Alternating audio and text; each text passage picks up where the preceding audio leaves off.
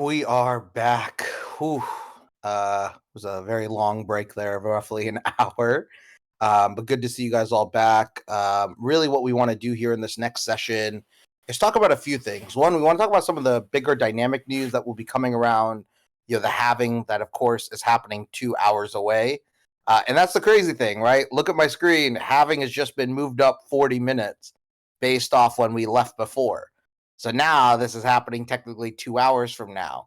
So it's moving up and down. Like I told you, it will be plus or minus an hour. It could even move up even faster. And this is kind of what we want to be ready for. It's like, holy cow, probably by the end of this call, we're going straight into halving, which is pretty nuts. So that's kind of why you want to be prepared and you want to be looking at, this kind of timeline. And yep, 13 blocks away. It is ridiculous. And this is going to be really fun and really cool to kind of see it all play out live. But the fact that you guys are already here live and are ready for a pretty momentous cultural moment already puts you ahead of 99.999% of people in the world. And really beyond that, what I want to talk about before we jump into, say, the farming and the protocol side, I want to talk to you about why I believe that's such a big opportunity. I actually think this is a bigger opportunity than runes, right? It's thinking through beyond runes, and we'll talk about that. But before that, let's just talk about a few other pieces of information that are coming out that are really relevant, that kind of hammer how crazy and chaotic this block may be. So there was a really great post by one of the builders on the Taproot Wizards team, Tyler Whittle. I'm going to share this one here, and I'm going to also read it out to you. But this is really important to understand what block reorganization is and why you might see empty blocks at times as well, too. And I'm going to show you some details here, but this also has massive impact on the halving. So listen to this quick story here, and I'll read through exactly this post. So from Tyler Whittle, Dr. Dow, what is a block reorg, and what does this mean for runes? TLDR, it's like mempool sniping except for miners. A block reorg is when a miner or set of miners ignores a valid block from the network and continues to build their own chain from the previous block. If that miner's chain ends up getting more proof of work, POW, than the original chain, then what we have, what's called a reorg. It's easiest to talk about it in an example. Let's say that the halving block is worth 10 million to whoever can mine it in terms of fees and the selling epic sat, right? They could maybe make $10 million. It's then clear that as a miner, you are very incentivized to be the one who mines the halving block. So let's walk through a step-by-step example. Step 1, Ocean Mining, who has less than 1% of the network hash rate, finds the halving block. They put transactions in the block, collect the fees, and broadcast that block to the network. Makes sense. They got that first block. They're now moving forward to it to put the halving block out there. But then step 2, Foundry and Antpool, who make up almost half of the hash rate combined between those two, they can technically choose to ignore the block that Ocean broadcasts to the network, and instead, they keep trying to find a valid halving block themselves. Then, in that scenario, in number 3, let's say Foundry and Antpool find a halving block 1 minute after Ocean broadcasts their halving block. They don't broadcast this out to the network, though. Instead, they fill their halving block with transactions and then try to build another block on top of their own halving block, right? So they're trying to keep forking this essentially, right? And build blocks on their own chain. But rather than try to broadcast that actual halving block out, what they're doing is they're trying to actually broadcast the next block after that. So then in step 4, if Foundry and Antpool are able to find another block before the rest of the network is able to build on Ocean's block, Foundry and Antpool will then broadcast their halving block and next block out to all nodes. Meaning what they're trying to do is they're trying to front run them. They're trying to create their own chain, and before Ocean could broadcast the next block after that, they're doing it themselves to start showing that they have a longer chain with potentially more proof of work. So this goes to number 5. Nodes will then say, well, the Foundry and Antpool chain now has more proof of work than the Ocean chain, which still hasn't found a block after the halving. So the Foundry plus Antpool chain will then become the default Bitcoin chain. And that is how a reorg happens. So why does this matter? So in this case, Foundry and Ampool would then get to collect the 10 million, the halving block, and Ocean's block would then become invalid. That's huge. That's a massive impact. So what does this mean for runes? Well, if Ocean's blocks included the etching for, say, Dog with Coin Hat as rune number 1, and Foundry plus Ampool don't include that etching transaction in their halving block, then Dog with Coin Hat has not actually been truly etched. Let's say you submitted a mint transaction at 1,000 sats per virtual byte for Dog with Coin Hat because you thought that it was etched in the Ocean halving block. That is a valid transaction with a fat fee attached to it, right? You're putting a huge fee against that. It's possible that transaction gets included in the Foundry Ampool blockchain, but Dog with Coin Hat has yet to be etched there. So your mint transaction will end up getting accepted in the Ocean block, and you'll end up losing the fee because it ends up minting a rune that doesn't exist. Because that token that you thought was going to be in the Ocean block, that was going to be the halving block, ends up not being also etched in the other block that's occurring here as well. So this means that a lot of people are actually cautioning, I don't want to say waiting 3 blocks, but this is, in this case, he's saying 3 blocks before submitting mint transactions, right? So if you really want to be safe, you might want to wait 1 or 2 blocks until we know a confirmed block is done. And this also means what's crazy is tons of people may lose fees on them trying to etch, right, a specific ticker symbol, right? And you may lose fees trying to ape into that into block 2 as well.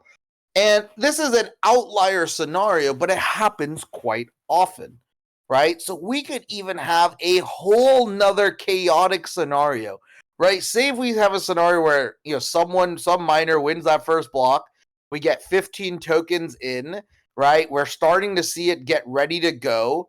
And, they're aiming to confirm the block. But then out of nowhere, another mining pool finds another true halving block that's valid and then starts building the next block on it. And that might be where the alpha is, where you need to inscribe because you're betting on the hash rate power of these miners. So again, this might not impact many of us here right now because many of us might not be doing crazy block 840,000 stuff. But if you are, what you now need to know is you need to see who's winning this block, right? Do they have enough hash rate to defend and bring the proof of work over to their chain for you to have conviction, right? Because if it ends up being like a smaller pool miner, right, that has less than, anything less than 1% or 2%, right, of the hash rate power, they are massively susceptible if other miners have aligned on such a deal structure. And why wouldn't these miners align on this deal structure? This isn't just them like fucking around for the sake of it. It's like $5 million to $10 million in upside and fees with the rare sat. So this also makes this insane of a scenario. We legitimately do not know what is going to happen in 2 hours, right? And that's kind of important here. No, the Koi, you're getting it totally wrong. No one's minting on block 840,000 first off, unless you're etching. You cannot mint anything on 840,000 block because nothing's been etched. The theoretical earliest time you could ever mint something is 840,001, assuming that someone mints the ticker and then claims it here as well. Oh, this might be the case, right? It might be, Shiroi's right. Isn't the rune ticker war starting at 839,994? That might be the case. I actually have to confirm that. You might absolutely be right. I forget if that rune ticker war opens up before that. But from what I understand, right, is that you have the rune ticker war that might allow for that. But this is going to be the other interesting thing, is that even if that rune ticker war does start ahead of time, the largest challenge is going to be which miner wins it and which miner confirms, right? Good to hear from Shiroi. So etching does start at block 839,994 according to Luminex here. So that's probably where people are going to start putting large amounts of fees. But my question is that, if it takes 6 to 7 blocks to confirm, right, on average, right, and that's because of the reveal mechanic here as well, right? The question is going to be is which block actually inscribes it at 840, right? And that's going to be a really interesting thing. And Future Sight's exactly right. It is absolutely going to be a total popcorn event, right? So even if you're sitting out and you're not looking, like, this is even more reason why you want maybe a little patient, because again, it's just going to be nuts. It's going to be tons of false signals, tons of false flags, tons of, real conviction opportunities, and they'll come out of nowhere. They'll come out of like left field. And this is why you want to be ready to be live here as well. So really appreciate Shiroi again sharing those details here as well. But this just gives you another element of how crazy this can be. So as we kind of take this stuff, right, is that, yeah, we'll be live, we'll be watching this, we'll be here. We'll probably do this session for 90 minutes then, so we'll go for another hour and 15 minutes. We'll take a 30-minute break right before that, and then we'll go into essentially Halving if it still maintains here at 5 p.m., right, which is what it looks like. It's got pushed back another 14 minutes, right, but it's going crazy. We're a dozen blocks away, people. This is going to be crazy. So this is going to be nuts. It's going to be insane at every level. And this is where, the entire first session we talked about here today was prepping you for the craziness. Most of you, if you've done it well, you've probably already got pre-rune allocations, which has been smart, right? What we're also seeing is like the other opportunities here as well is trying to get, assets of ordinal assets that will get airdrop these tokens potentially. But here's what I actually think. I don't think you're going to see a ton of airdrops happen post Halving.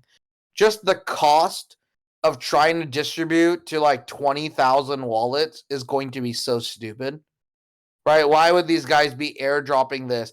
If they have money, they're going to spend that money on getting Rune 1 or Rune 2, right? Or these early runes, and they're going to force you, right, of course, to claim. So this is like the other thing. I know a lot of people believe that these runes are going to be airdropped. They're not. There may be times, right, where certain mints, if people create their own front end, can only be claimed by certain users. But even that, right, it's generally very limited because the rune protocol is not smart contract enabled. There's no other intelligent data that you can put outside of the variables we see on Luminex. So the good thing is we have a very good understanding of at least the parameters that is, block 840,000 from here. But what we also understand, what is this event? It is a mimetic casino opening up.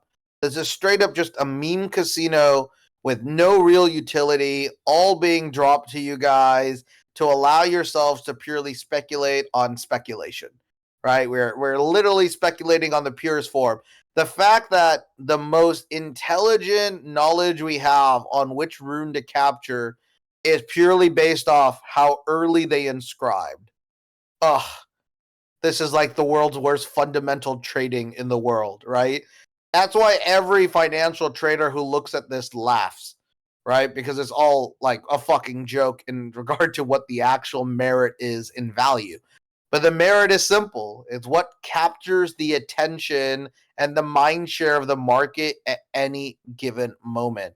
So this is kind of another important thing to understand, right? Is that we have this mimetic opportunity and event happening that traditionally would last for a short cycle, right? But it's a very hyper volatile and usually very value accrual process.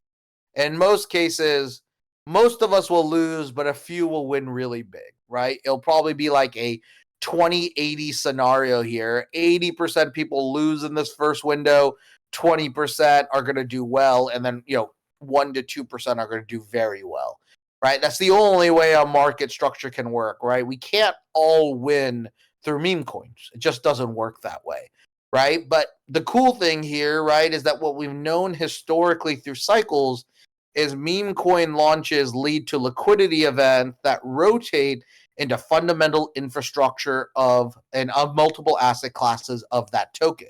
So this is where we believe not only will runes continue to, of course, make its move forward, this is also where we have confidence that, a lot of this stuff will also rotate into ordinals. This may also rotate, of course, into BTC DeFi. And that's the real opportunity of what we're going to talk about here in the next 60 to 70 minutes. And a lot of you have already known this because a lot of you are already participating. If you already got a testnet wallet and you've already been doing MotoSwap, congrats, you're ahead of the game.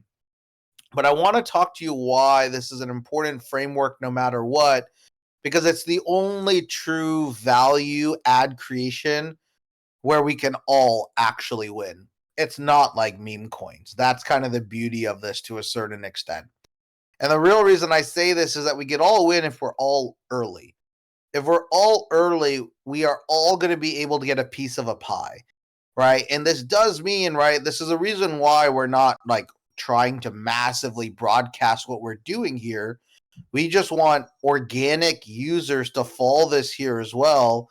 And this is kind of why it's important as you kind of interact with this world is realizing what's going to be built beyond this. So runes and ordinals, cool, right? We see this, we get excited, we go to Magic Eden, we see all their shit, we're getting excited. We see Magic Eden's little rune. Just shows you the fact, guys, we're 90 minutes away or 2 hours away, and this is the page we have for Magic Eden right now on runes. This is how early we are. We're going to get the world's worst fucking UI and UX across the board. But what you're also generally seeing is that you're seeing volume and interest. You're seeing getting people ready to position. Runestone, still holding 0.07. Quantum Cats, right, making its really solid move up and becoming now the highest floor out of all these other projects here, above like 3,000 supply at the moment right now. Looks like Quantum's taking the lead, but OMB is right on its heels, right? So that's a good competition here. You've actually seen a little bit of buy pressure. You've seen Ink's gone back. Ink dropped all the way down to 0.014 was the lowest sale I saw. Back up here, 0.019. Still around the same listing percentage here. Ordzar Pass doing well here on its new mint, finally getting out the doors after the whole Helios stuff. But as you see all this stuff, you see this, you're going to see all these rune pages with all these runes and money. Here's the one thing you can be confident on. All of this stuff is going to rotate into BTC technology, BTC infrastructure, BTC protocols, right? This is just the gimmicky, mimetic element to get whales and retail excited to get in with certain entry points. And we haven't even hit retail phase. So that's why you could still be bullish that runes and ordinals have more legs to go, right? We haven't even hit a retail opportunity here as well.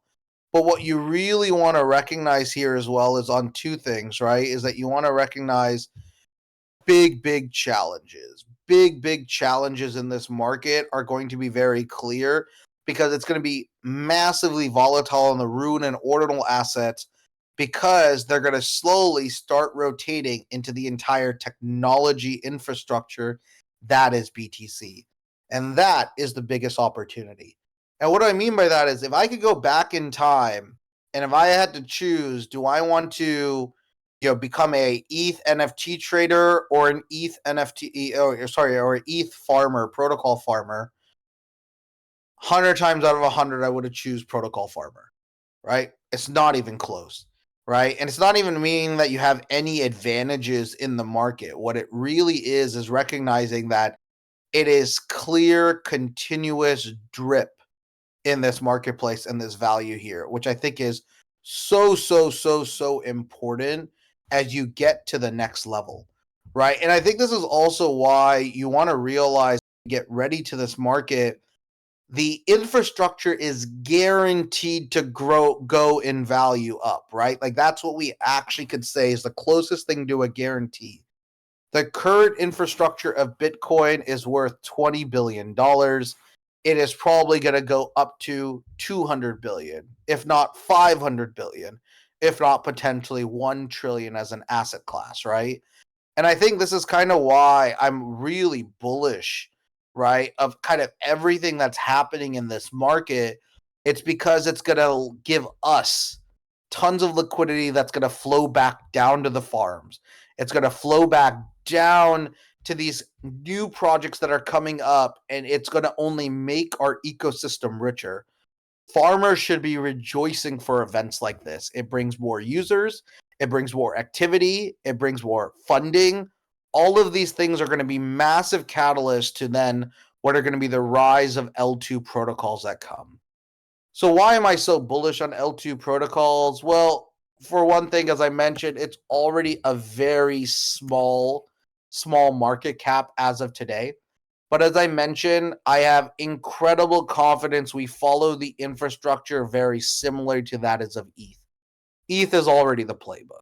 If you remember the DeFi protocols, if you remember swap protocols, if you remember new L2 protocols, what would you want to do if you could go back in time? It would have been definitely farming, projects like Arbitrum, Starknet. Honestly, man, you could have been farming ENS token at one point. You remember how crazy ENS token was at one point? You remember like how we thought this was going to be the future of everything? Like it was nuts what some of these protocols were valued, especially in a bull cycle. I mean, I even remember how stupid the Constitution DAO was, but I made so much profit off of that.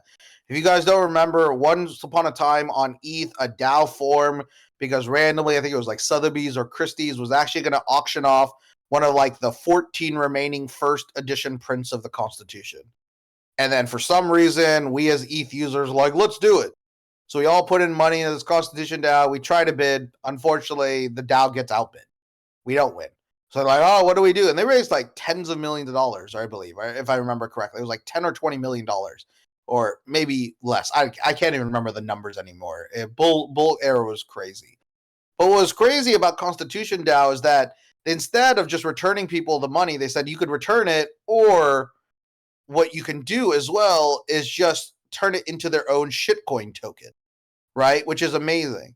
So when you can then do this, is that what's really powerful here was that they ended up launching their own token, and their own token 20x from there.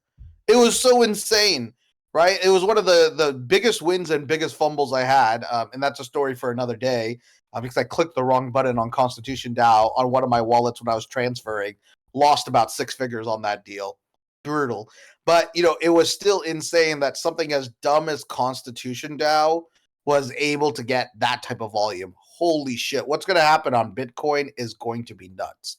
And yes, love you guys linking here. Rune's Terminal Etcher is live. Rune's Terminal looking ready to go. This is great. Thanks, Rolls. Thanks, Sharoy. Thanks, Ale. All of you guys posting this here. Thanks, Stromberg, as well, noting it. This is really bullish to see. As I told you, all these things are coming out live, but do not etch yet, right? Roll says, don't etch before having. Rune's Etcher is live. Thanks to Xverse app for providing us the API. So that's also good. That means that Xverse should be giving us something a little bit better here soon. For now, etching works only with Xverse wallet. Again, showing you why making sure you have different wallets is important. But this just shows you, right, all these protocols are going to be coming in live here as well. We are so early that the technical infrastructure sucks for Bitcoin, and that's bullish as fuck. I love how incompetent this chain is on a lot of the infrastructure needs we have. And because of that, it means that people are going to need to build protocols for all of these. And these are going to be 100 million or billion-dollar protocols that are coming. And what you almost always see is that a meme coin hype cycle usually always leads to a bull for infrastructure as well. It's very closely correlated, and this is absolutely the event for Bitcoin at this point, right? So what am I really trying to get you guys to understand here? Yes, it's smart to be trading shitcoins. It's smart to be trading ordinals as well, but it's even smarter to have your time being positioned at the protocol level to be early test users of every new protocol that launches, right? You should be really trying to get after each of these because that is literally one of the smartest paths to gen wealth.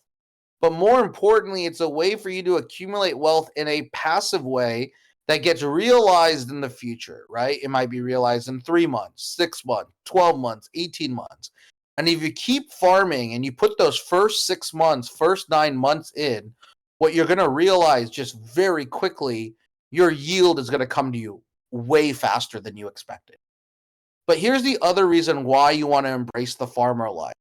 You get to be power users of all the protocols that are absolutely going to take over Bitcoin activity.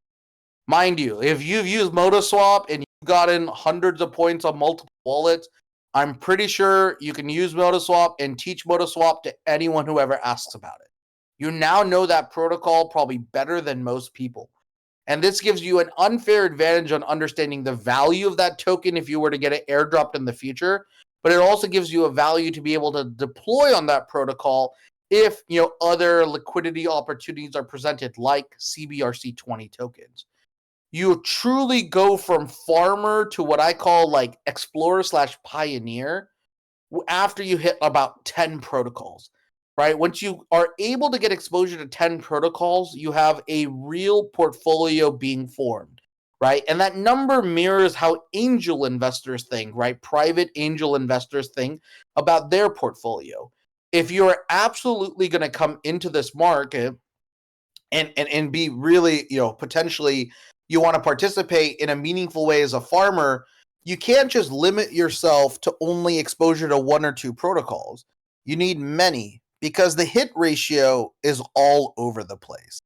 When I was doing this on ETH, and I did it a little on ETH, right? But just to let you know, as I got exposure around 20 protocols, right? In most cases, like 2 to 4 of them, 20 to 40% of the protocols you interact with, right, will probably give you burger money at best, right? That's just the honest truth, right? They won't catch the right value. The tool won't be there. They might not have the leverage behind that.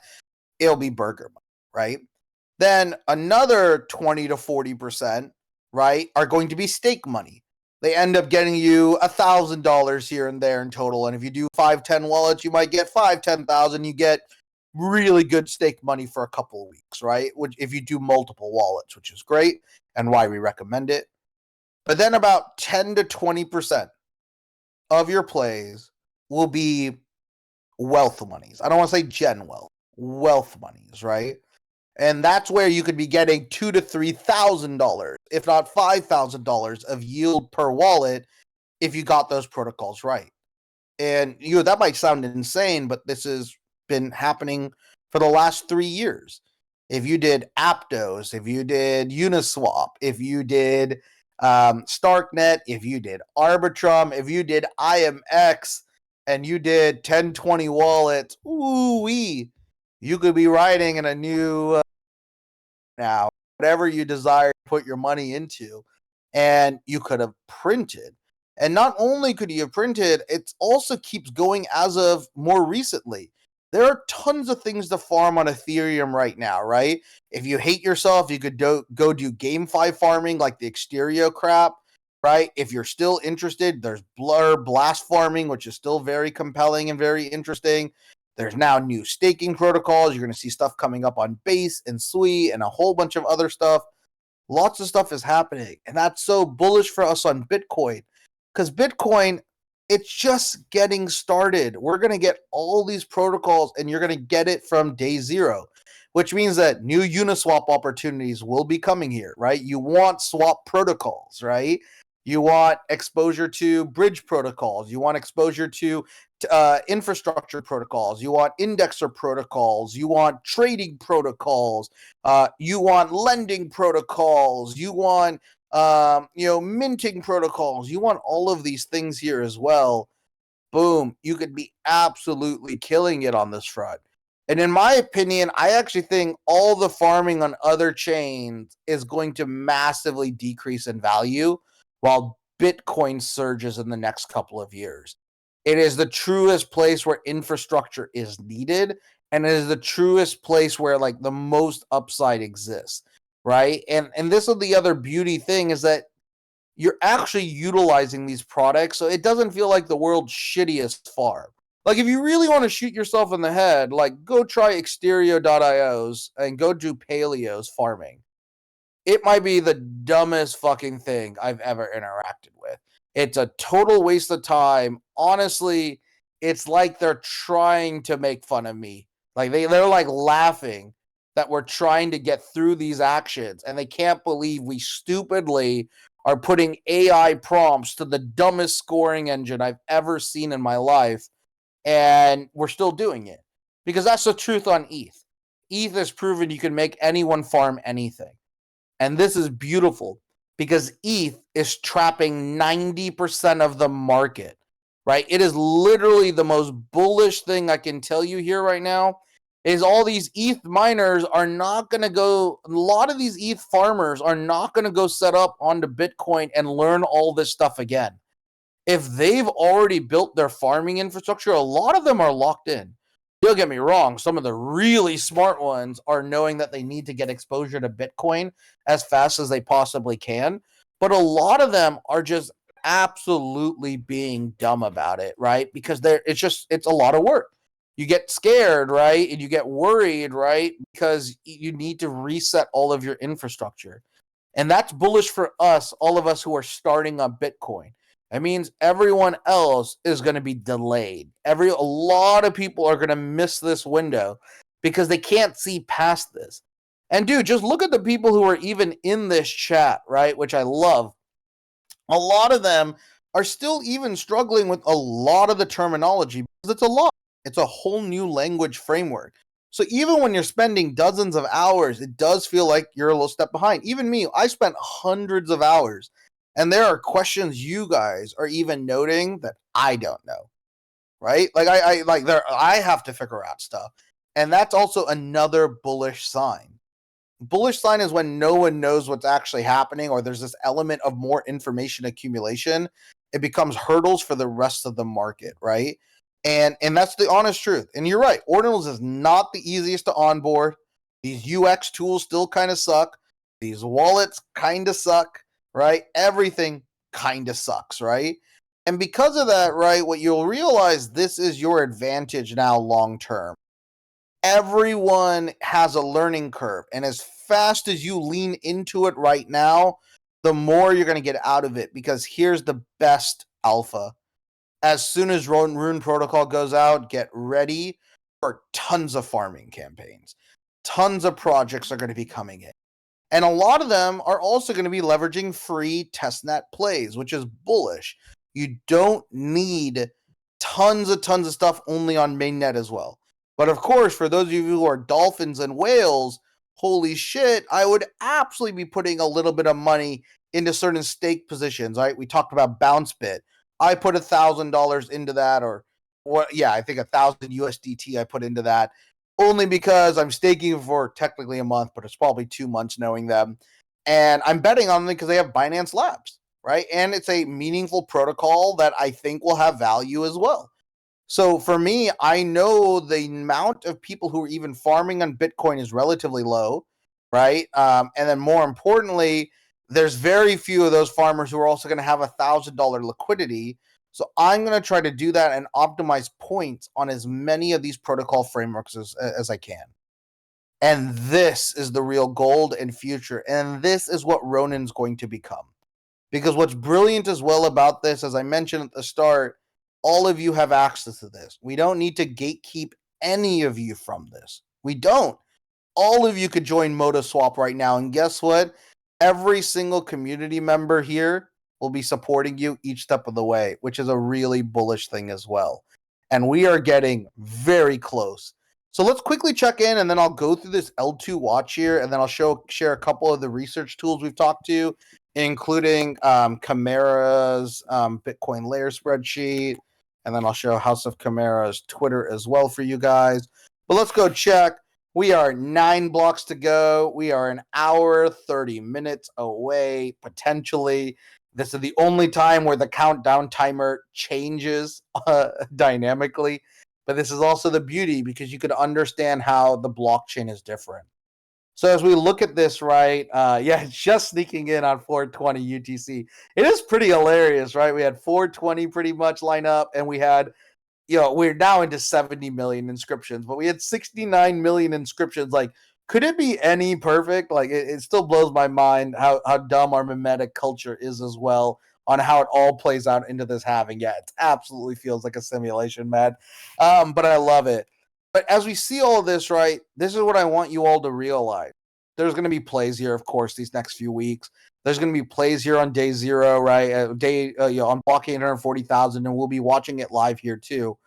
But what you really want to understand what you really want to understand is there's only one thing that will stay true. It will be the technology infrastructure that is going to be developed. It is going to be where the venture money is going to be going. It is where the liquidity is going to be going. And you want to be there way before at the start. You want to be so early on most of these protocols that is unfair. And not only do you want to be early on these protocols, you want to learn how to Taiwan. And I say this because these companies actually want you to use multi-wallets in most cases. They want you to pump their numbers up. They want you to test as many things as possible. They want you to see as many transactions and concurrency. Even though we might be doing multi-wallets, it's of value to a lot of these entities, which allows us to encourage it. I don't encourage you to use fake tools to bot this stuff. Again, there are people who do build stuff like that. It's pretty complex stuff. But really what I recommend, right, is that I do really, really recommend you to manually farm and build correct alt accounts. Right now, we're at the stage where we're not really building super high quality seasoned alt accounts on ModaSwap. We're just kind of going with speed to get as many of you guys to get running, right? But from there, starting next week, I'm going to show you how I'm doing my full perfect setup. I'm going to show you what my wallets are going to be doing, how I'm managing and how I'm going to be sustaining them and utilizing stuff like VPN. So Soldier, you don't need to use proxies right now, but you should use VPNs in the future and change locations on all of them. What you'll want to do as you manage multiple wallets, right? You will want to break them up so that they will not be sybiled if they ever get caught, right? You want to break the chain here. So we'll show you how to do that. Right, we've already been talking about that. Use multiple wallet providers, change your time of day when you can. A few of these other elements are going to be part of it, right? And then, of course, using VPNs for each of these locations are going to be helpful, right? And if you do it, that's great. If you're already doing proxies for it, you're a whole other layer up. The reason we didn't recommend this stuff yet at the start is because ModaSwap didn't seem to care. They're just like, break it. It's testnet. We don't care, which is awesome for us. So I wanted to move as much of the friction as possible right now. But starting next week, we're going to do that. You all need a VPN. You all need every wallet provider. You'll also need an Excel spreadsheet to be able to manage and know which wallets are holding it. And then you'll need to create your farmer schedule. We're going to help you build all of that next week. Next week, we'll help you build the farmer schedule, understand how you're managing this. And here's the best part. I'm not telling you guys need to do this as a full-time job. If you have the time to do it as a you could get a lot of opportunity. But here's the best part. You could do this in less than 5 to 10 hours of total time a week. And you could do it in almost any time window you can. Of course, there might be some dynamic stuff that requires short time windows that, of course, happen and pop up. But generally, farming campaigns are periods that are open for 1 to 3 months, right? And they're open in a general amount of opportunity. So that's kind of the beauty here. So even if you have 5 hours, you should be able to manage 3 to 5 wallets. You really should, right? If you only have 1 hour a week, be able to manage 2 wallets. If you have 5 hours a week, you should be able to manage 5 wallets. If you could do 10 hours a week, you should be able to manage 20 wallets, right? Like that's the numbers I really would be recommending in this scenario. And then if you're full-time, you're aiming for 50 to 100 wallets you're managing, right? And that's what I just want to give you a sense. There are people in this market that are getting 50 to 100 airdrops per claim, right? Per protocol, right? People have done that on Starknet. I know multiple people who have made $100,000+ on Starknet, right? I know people who made $100,000+ on Arbitrum. So that is what like the super whale layer can be, right? I know one guy just by doing this, he manages around 50 wallets. He made around $700,000 in airdrops, right? Over 3 years, right? That is fucking amazing. Tell me another job that's giving you that type of point and giving you that. But it's just time. It's time like a farmer needs. You need to be able to push this here and you could kill it. Yeah, do easy. I was an honest farmer on ARB and made 10K on a solo wallet. Oh, if you fucking multi-walleted that, I do so good. If you had 15 wallets right there that just came in. And this is also an important thing, right? Why you also want to do at least 2 wallets, right? No matter what, double your upside. That's the other number one thing you want to be able to understand this, which is so important. And this is so valuable. This is so huge. There's going to be so many upsides here, so you can get anything you want. This market's going to massively grow. I cannot wait. I'm super stoked for each of you to be able to participate. So let's quickly talk about why am I so bullish generally. Well, for those of you who don't know, I do come from the world from venture. I've been lucky enough to raise venture capital, be a part of venture-backed companies in the past before. So I really try to look very closely to the relationship of venture capital and these protocols that are coming. And this is why I'm bullish. One of the best signals I can tell you is every major venture firm is DMing me and friends on what they need to know about Bitcoin. Over the last 3 months, the surgence of Bitcoin interest has been ridiculous from VCs. And that's bullish. There's already VCs here like Briar and Polychain and Dragonfly and Hashkey and OKX and Binance Labs and a handful of others. But there's even more about to come, right? More about to come. And this is a great resource here on L2 Watch. And we're going to talk about this here really quickly. Is that this already breaks down all the L2s that are being built on the blockchain here for Bitcoin. And it gives you the status. It tells you which ones are pre-testnet, right? Which ones are in testnet. You should go look at these. If they're in testnet, it probably means they have a testnet farming campaign coming pretty soon, if not already live, right? And if they're in pre-testnet, you probably want to be following them because you want to know as soon as they launch something here as well. And not only do they share all this detail, they give you the token information, their VCs, they also give you their Twitter, they give you their Explorer, and they give you a little bit more detail when it's founded as well. But here's the other best part. You could go all the way to the bottom of this amazing one. You could grab L2 Watch. I'll drop this here as well. L2 Watch. And you could go down here and then also Twitter list, which is amazing. Of course, I'm on incognito mode, so it doesn't show the Twitter list here, but I'll send it to you right here. This has all those companies already in a Twitter list ready to go, which is awesome. So you can follow all these guys and put alerts on these guys, or you could just watch this Twitter list and see if any of them are noting farming campaign. This is how we're going to move really fast. So we're going to go after all these and start bringing them up. I honestly have 6 more Bitcoin farming opportunities that are queued up. I just have to do the research fully to be able to drop them to you next week, right? I'm just Halving has taken all of this stuff. And yes, there's tons of ones. Prof J found Zulu, which looks really good. That's now on my list because of him as well, right? All these ones are here.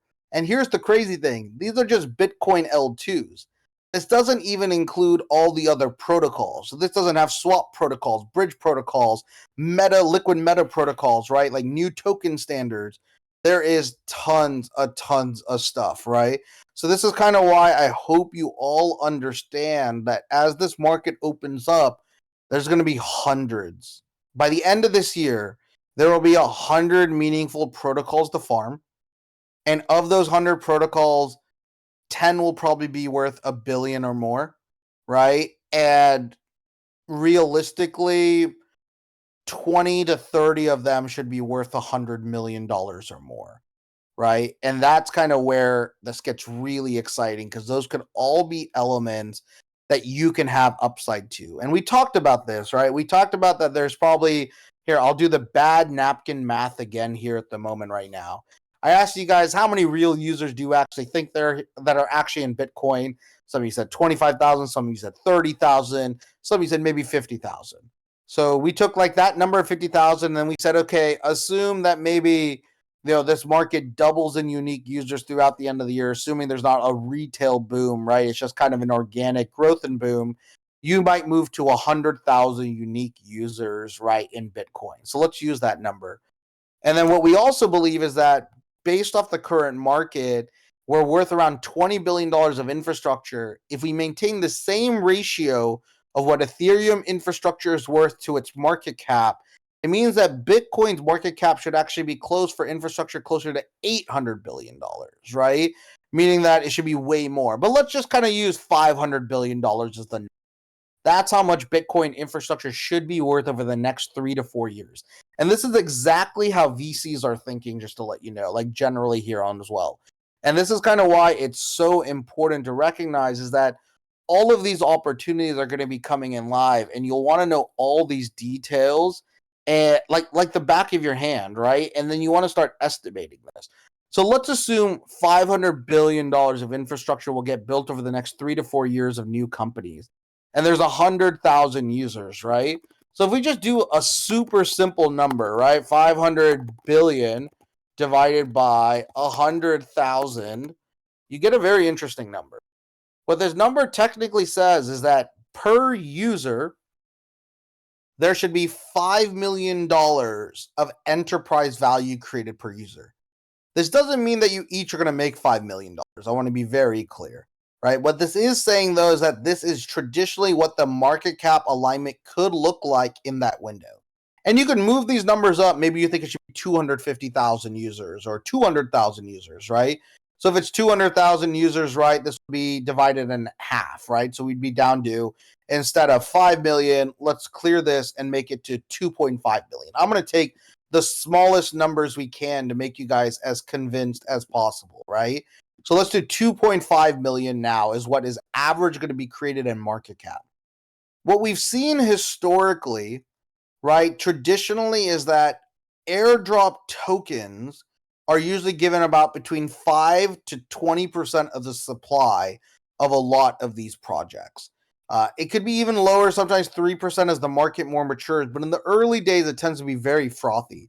So uses like this 5 to 20% is actually airdropped in users. So assume that's the market cap we held. What you could do is you could times this by 0.1, which is roughly 10%, assuming that's the airdrop. And what this then gets to as a rough back of the napkin math is that there's potentially $250,000 worth of airdrops that are going to be accessible per unique user in this market, right? If we're using the 10%. Maybe you don't want to use 10%. Maybe you want to use the smaller number like 3%. So let's times this back by 10, get this back to 2.5 million, and then let's times this by 0.03 because you only believe 3% of this value will go to airdrops, right? This still means that on a per user basis, there is still $75,000, right, available here in upside. This is so important to understand when you look at just the basic napkin math, right? Like there's so much more value here as well as you start recognizing airdrops are going to come. Airdrops are going to come in huge ranges and huge opportunities in huge windows, and these protocols are going to be worth hundreds of millions, if not billions, on the upper end. And this is what you want to stack. So, as mentioned, right now we've shared, right, this L2 watch. The other thing we recommend is to check out House of Chimera. They're also building out their own L2 overview as well. And they give a little bit more detail on the type of the architecture as well. They also do their own updates here as well, which is pretty great. They keep adding to this in real time as well, which is also bullish. So again, you have another resource here to let you know on just L2s that are coming up. And then here's the crazy thing. Next week, we are going to be giving you guys the starting list for protocols. So this is where we're going to be putting swap protocols, right? Like MotoSwap, Saturn, and a handful of others, right? We're going to show Bridge Protocol. We're going to show liquid meta protocols like not only Runes and BRC20, but CBRC20, ARC20. Maybe for some foolish reason, stamps are coming back. We'll consider it as well. But we'll help you build our own list here so that we can start tracking all the protocols and the other tooling that's in play. And if you go right now into our koi pond, you can already see, and here I'll share my screen again. Give me just a second. We'll switch screens and move to our Discord here as well so you can see it. You could go into our koi pond, and what you can see is that we do these announcements as in their own threads, right? So right now, if you want, there's a motor swapping tier 1 farming opportunity, as we mentioned. And again, if you go all the way to the top of the thread, it's literally the full breakdown of what you need to do. Everything you need to know about MotoSwap, the steps, how you earn points, the additional tips that we've all dealt with, and stuff to be aware of as well in regard to whether or not there's going to be values here too. So this is going to be it. Oh, I also see an error. This should say CBRC 20, but it says 30 at the moment, but I'll change that later. There's also other stuff like Bitcoin Rune, right? Right now, we talk this as a tier 3, right? Tier 1's the best, tier 3 is the lowest in value. But we're just showing these here. There's BounceBit, backed by legit tier 1 firms, potentially valuable to be farming here. Then there's Rune, again, another small tool that's available. These are just getting started, people. And then the other best part is we create a faucet for you guys. Come here, put your key in here as well. Put your testnet wallet here. We'll send you TBTC for free. You don't even have to worry about it. We got you covered. We have tons of TBTC. Tons of our community members keep helping out. Shout out to so many of you. Shout out to Heck Tony. Shout out to Nil. Shout out to Bounty Hunter. Shout out to all of you guys who continue to give more and more of these available to one another, which is great. And if you just look, like, it's nuts. Like, we've given out so much TBTC, people. Like, so much TBTC. Look how many we put in here. And this has only been 5 days up and running as our faucet. And that's kind of the beauty here, is that we're helping remove all of this friction for you guys as you start getting ready. And you're going to see more of these things opening up. And you just want to engage, because what's our goal? I want you to have very specific conversations on these individual topics. I don't want to just build a total random ass, like, breakdown of just multiple chat rooms where we're all yelling at. What I want dedicated conversations onto each one of these projects. If you do this, it's going to be a lot more bullish, and potentially it's going to allow you guys to get everything and more. And this is the other thing I want to let you know. Less than 10% of traders actually farm, right? If we look at the math on how it worked on ETH, less than 10% of the actual active traders farm. So again, if you already start adding this to the portfolio, I know farming may not sound as glorious. To be honest, as I mentioned, it is that kind of pioneer explorer mode. That's what you want. And that's kind of this path. And we'll be teaching you this, right? It's farmer, right, to explorer, or like, let's say farmer to pioneer to baron. That's what we'll kind of use. And I'll kind of tweak this accordingly. To be a farmer, it's to do like 2 or 3 protocols and understand and being the first user of a handful of tools on BTC. All of you are already kind of at that level if you've been participating. If you want to get to that pioneer level, you need to probably get to 10 quality protocols. And the way I would do it is you probably want 4 to 5 tier 1s, 3 tier 2s, and like 2 tier 3s. That's kind of what you want. Once you hit that, you have a portfolio then. You have a real portfolio that you can then have a little bit more conviction that yield and dividends will come from. And then in order to get from pioneer to baron, you need to go from 10 protocols to 100 protocols. When you reach 100 protocols, you are going to be massively in a positive position here, right? And I might change these numbers because I'm actually doing the math analysis on ETH, right? It might be something where if you look at it, it's probably going to be like farmer do like, 2 protocols, right? Pioneer do like 21 protocols, and like baron do like 69 protocols. Something like that is probably what the numbers will end up looking like. And the truth is that you're trying to just amass an unfair token portfolio, right? You're going to have something that is almost the exact same value as investor class tokens to a certain extent, being essentially airdropped to you for free, right? There may be costs associated beforehand, right, that are either transaction fees or small staking or small NFT buys, but they should all be fractional. And this is the beauty here, is that it's not going to take tons of your money. It's just about the time you want. And like I said, I'm even doing this, and we're going to be social farming with each and every one of you here. And that's the most powerful thing I could bring. I know we're talking about runes. Runes are going to have a bunch of liquidity. There's going to be some crazy shit that's going to happen, and we're going to watch it here in an hour and 20 minutes now? What are we down to? Let's go back. Hour and 8 minutes. Oh, sorry. Let me stop streaming this and stream the other one. There we go. Hour and 18 minutes. It's changing on me as we go. 8 blocks to go. Kobe, right? Like we're that close, and that's kind of what's the other crazy thing. Let's just check what's happening on the actual block.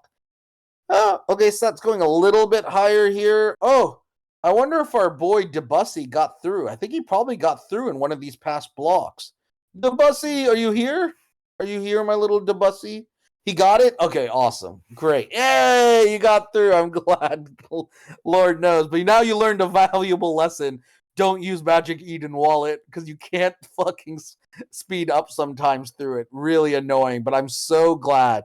No, he didn't get the rune. He had an issue where he had a transaction and he was waiting for his money to come back, but it was stuck at like these not low, but it was at 60 sats, but the previous blocks were all at 80 and 100. So it was a worry of whether or not he was going to get it before the halving, because we all know what the fees are going to be, post halving. So I'm glad, and he was able to get it. So great to see. We're trying to help him because it's just, again, these are the edge cases that come from this, right? Debussy, when you got it back, did you just get it back because it got through the transfer, or did you end up gassing through? Like, did the Xfer strategy work? Just curious on what just happened, or did it just the blocks were able to confirm it at the existing sat rate? Okay, Xfer strategy didn't work. Good to know. That's great to hear. So it's just generally the transaction went through. Very, very strange. But this is where we have edge cases, and I'm glad we had a at least try to find solutions, even though the solution was the blockchain was going to work itself out. So as you can see here, right, as I hope many of you who understand the future of Bitcoin realize you should now go try to be as close to the fundamental soil of Bitcoin as farmers. This soil is massively rich in nutrients. What this liquidity events of rune and ordinals are going to essentially allow, right, is they're going to allow you to bring rich quality water into the farmlands that we're about to drop our seeds. Like we're gonna literally farm these lands as much as you can, and that's how you're gonna look at it. And that's why we use, like, here, I'll show you. I don't think I've shared this before, but I'll share it here. Like, this is kind of what what I want you guys to think about when we, where did I put this? Sorry, one sec. So this is kind of like the way I want you guys to see it. I'm going to drop it here in the chat. So this is like the Ronin map of the world at the moment right now. So this is China. I'm sorry, this is Japan. Right? And we've kind of done a slightly different angle of how you see Japan rather than a traditional Western map. You kind of see this on how feudal Japan drew their maps as well. And right now you can see this is empty, right? There's only a few landmarks here. What we're going to be doing here essentially, right, is that we're going to show you each part of these worlds are going to represent the land of Bitcoin, right? Japan in our world and Ronin's story is going to parallel the land that is Bitcoin. We are going to massively be trying to farm as much of this land as we possibly can. We're going to go to all different eras. We're going to go to all different locations. We're going to be on all different protocols, and this map will fill up. And what this map should potentially look like, and I'll share it here as well because why not, right? The map should end up looking something like this after we are done, right? You should see this world kind of build up, and it'll build up even more beyond that. And what we're going to do is we think this is where Bitcoin's going to look like in about 2 years.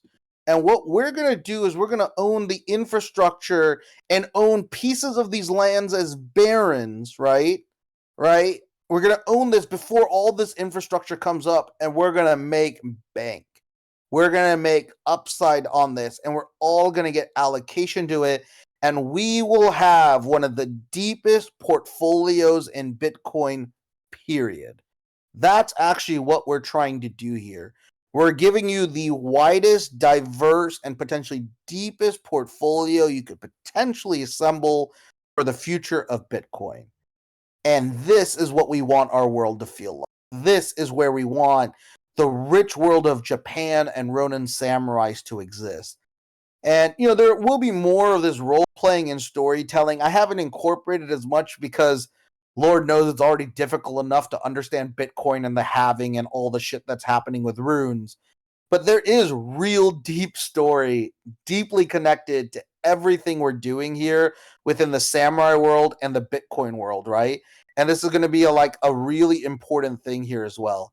Yeah, Dello, you're right. One thing is that faucet from saying it's like a big ass tree distribution to thousands of wallets. Technically true, but the other good thing is I use multiple different wallets to send from. But yes, it is a tree that is being somewhat collected, and I kicked out to multiple other users here as well the ability to give it out. But there is some formation. What you'll end up seeing is just a cluster, right? And that cluster then won't be Sybil then because we're using enough people to rotate those tokens around.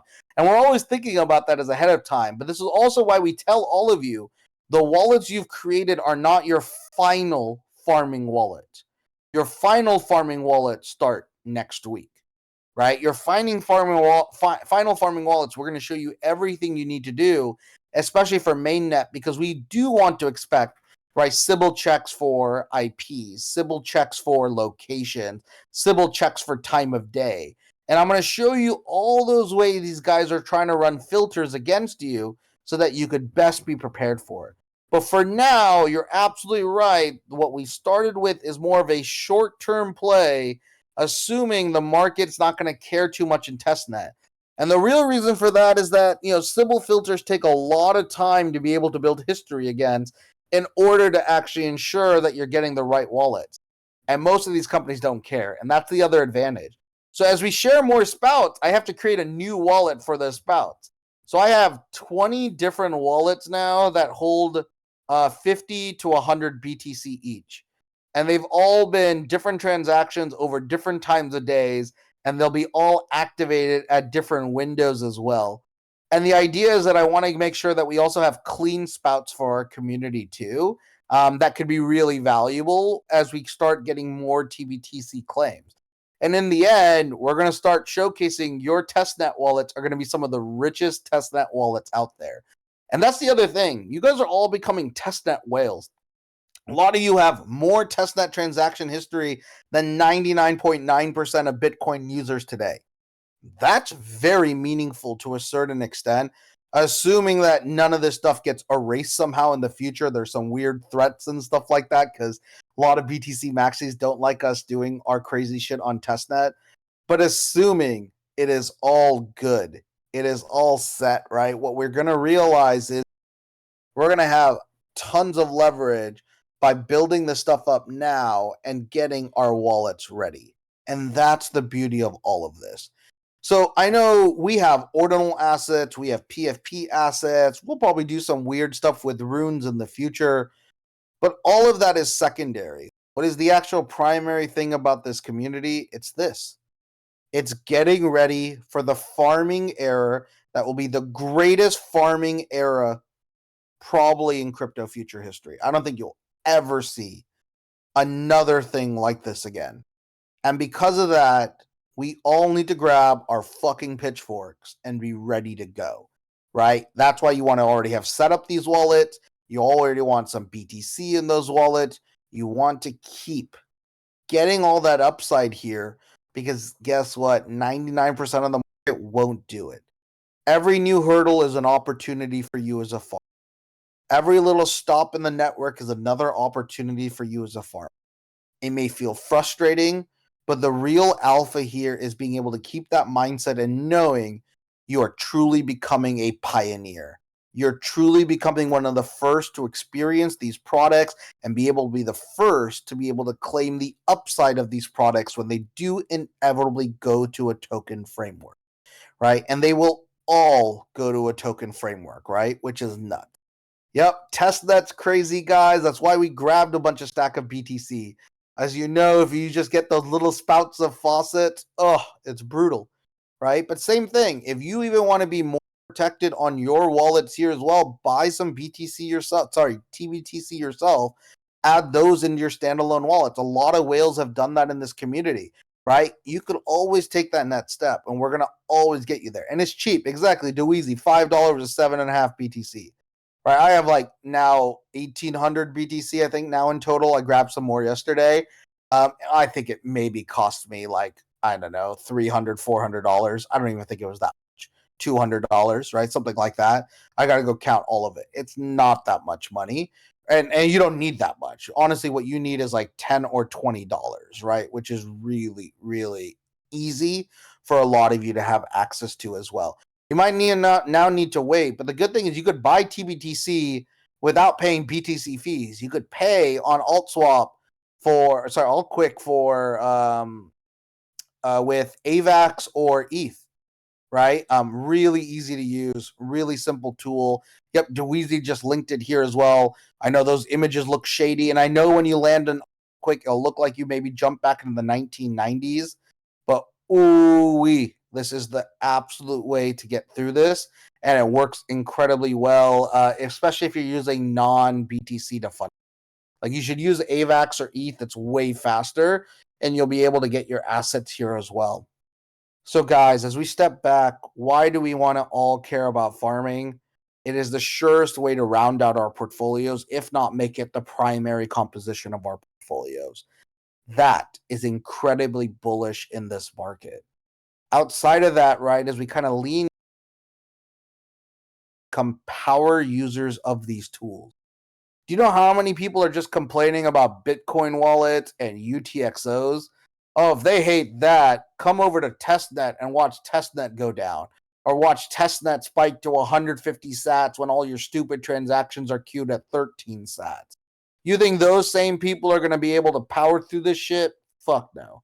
They won't, right? So what your advantage is most of this market is still going to fade wealth.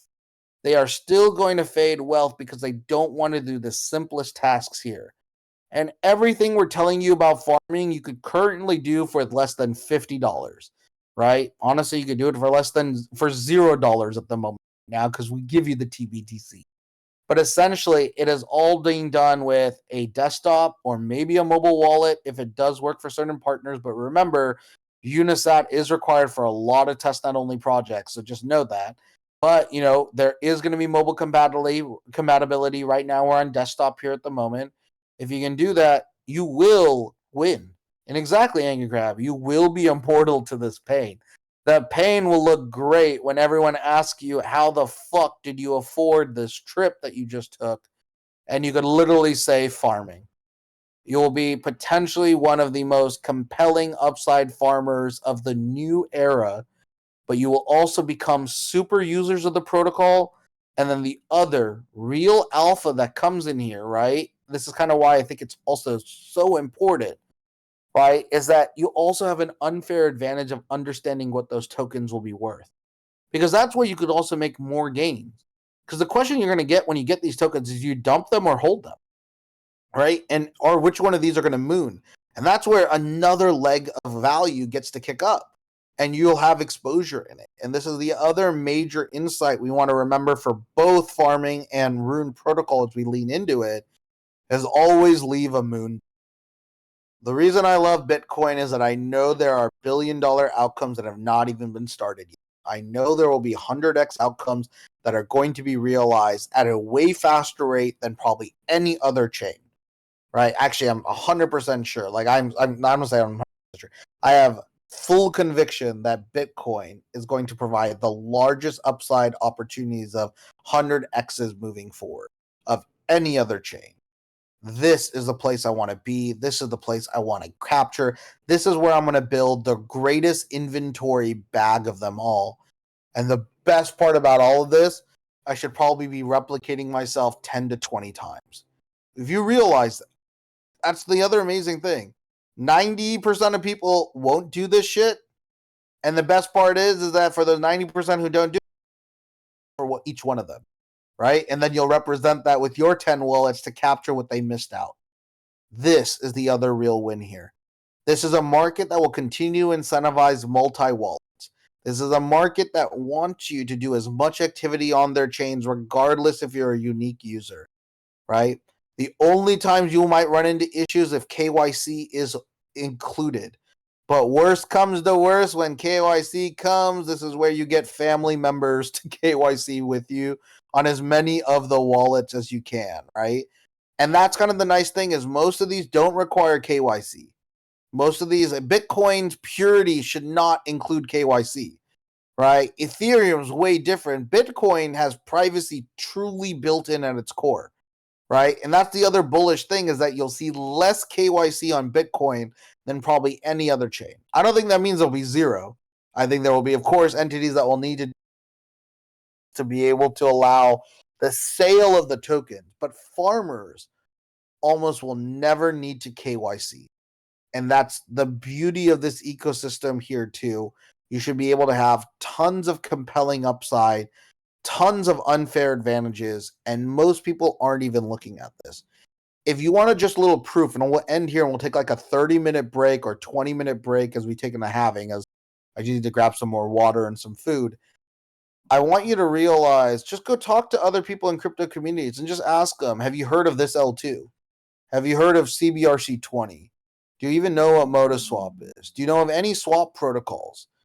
And just understand, just see where their level of knowledge is. And you'll realize it's close to zero for a lot of people, right? There's still 10, 20% who are well versed. So you'll meet, of course, people, but you'll get a real quick insight. No one knows. No one's looking at this kind of stuff in the way that all of us will be looking. And this is the other beauty that comes out of the Ronin Samurai. We don't have to compete versus one another, right? So how do Ronin Samurais get distributed? Just stack, sats. Stack sats and support this community, and you'll be able to claim Ronin. Ronin is not built for us to make money. It's free, right? We don't care. We're just giving Ronin to those who honorably deserve it because they participated in this world. And of course, there'll be benefits for that they'll unlock within this community, but we don't need to extract. And that's kind of the other beauty here, is that a lot of you are going to be well on your way of being able to get these Ronins too, and be able to get multiple more traits. Yeah, Dello, it's really straightforward. You could switch it. You just have to enter your receiving TBTC address there. You can put a AVAX emergency address. I don't even use the emergency address myself, but correct, for 0.01 AVAX, for like very small amounts of AVAX, you'll be able to get a decent amount of TBDC, which is awesome. And currently, the max you could get, it looks like, is 58 AVAX is the max you could deposit. So it's super dirt cheap. It's so easy to get and so simple. And this is kind of why we hit it, right? You're going to be able to get all of these opportunities coming at you relatively quickly. So be ready, get excited, and hopefully from here, right, get a bunch of opportunities moving forward. So this is kind of the cool thing, is that most of this market will continue to be behind. And because of that, you're going to have a huge advantage then using those tools. So let's quickly just recap our tools from earlier today and a little bit of the conversation here, and then we'll let you guys go and take a break before we, of course, lead into the halving, which is now now an hour away, 17 seconds. We are 6 blocks to go, people. So we'll take a 20-minute break, and I'll be live here, and we'll just be walking through everything as much as we can, and we'll just be seeing this shit. We'll see how crazy this gets. I don't even know if I'll be deploying anything. I should probably go get set up for my deployment on my other computer. But this is kind of be the fun thing, is that we'll all enjoy this together. We'll all be a part of this cultural moment, and we'll take these insights and maybe find a few degen plays here as well to feel alive. So let's quickly go through the tools here that we went through here as well. So first is your Ord Pool space. You want to watch this and see what is being minted. For some reason, stamps are still being minted at a pretty high if you want to get luffy at the moment right now. So it looks like one piece is making its way over to the the stamps world here at the moment right now. You can see a few other transactions. It looks like a few people still trying to get some digital inscriptions here at the moment right now. Oh, it's this one again is coming back. So are they just doing, I'm curious. I assume they're all the same, but let me just check. Are they all the same, or they change colors? Oh, they changed colors. Oh shit, this is actually a dynamic. JPEG here somewhere on this, which is pretty cool. Looks like it has some generative traits and it's got like a mini animation here. I mean, pretty straightforward, but pretty cool. It actually has all the ranges. So again, Ord Pool, you're going to be looking at this to be able to see what fees there are, what you want to be able to interact with, what's happening with the block, and what's getting gassed up. The second tool you want to use is BTC Pool, BTC Tool.pro. This is going to give you even a more detail under each given block and where most of that buy pressure is happening. You can see also the tokens that are moving at any given moment, and at the same time see where this market is going to be developing. You can also see previous NFTs that have been minted here as well, and then you can also see different text and search through it here as well. Pretty meaningful. They also have a runes tab here where you'll be able to etch. It'll be really interesting to see where that protocol is as well in order to be able to unlock this. From there, the other cool thing here as well is that you have ord.io. This should always be here just to be able to double check any of your inscriptions. You should understand those inscriptions and those relationships as well. Again, you probably won't need this here in the meantime, but again, still relevant as you're trying to connect it in this world. Of course, the main thing you need is Luminex. Luminex should probably be your primary minting primary minting tool for runes. This is already getting ready for mainnet, and they already have the testnet running that you could utilize all these tools here as well.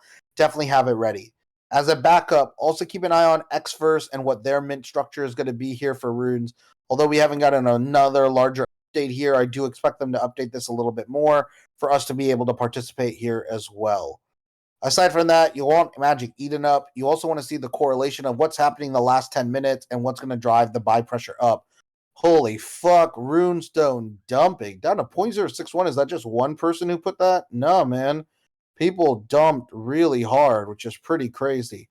Wow, man, see the execution risk of Leonidas. Ugh, I don't know why they added in. So sad.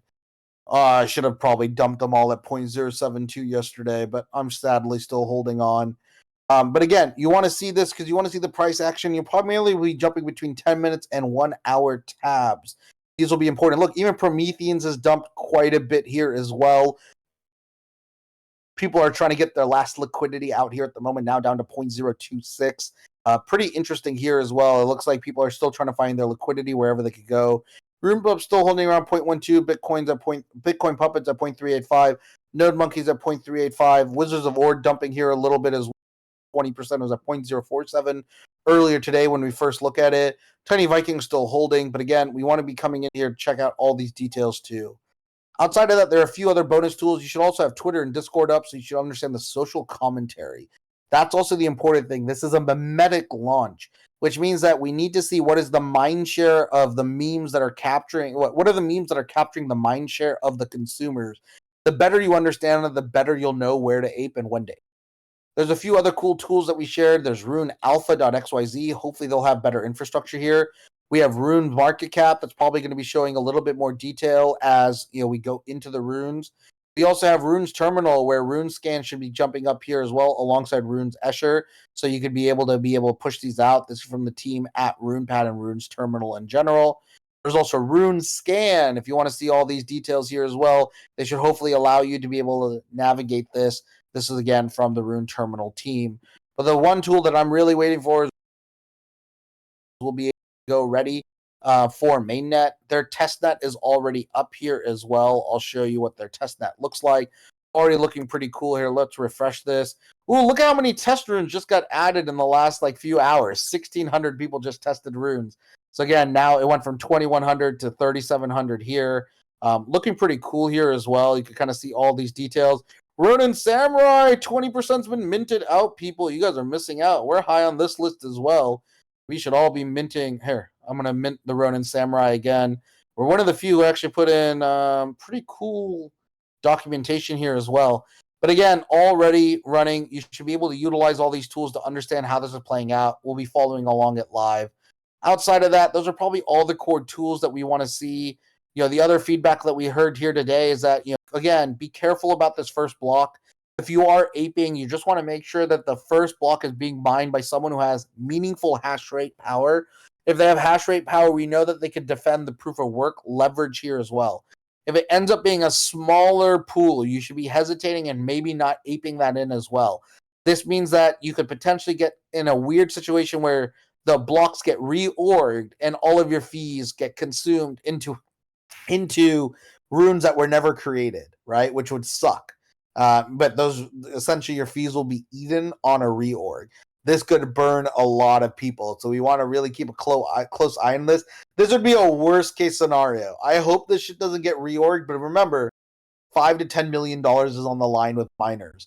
Miners are going to be fighting for this, and a lot of miners have already noted, right? Have already noted they're going after it relatively quickly, which is going to be pretty interesting.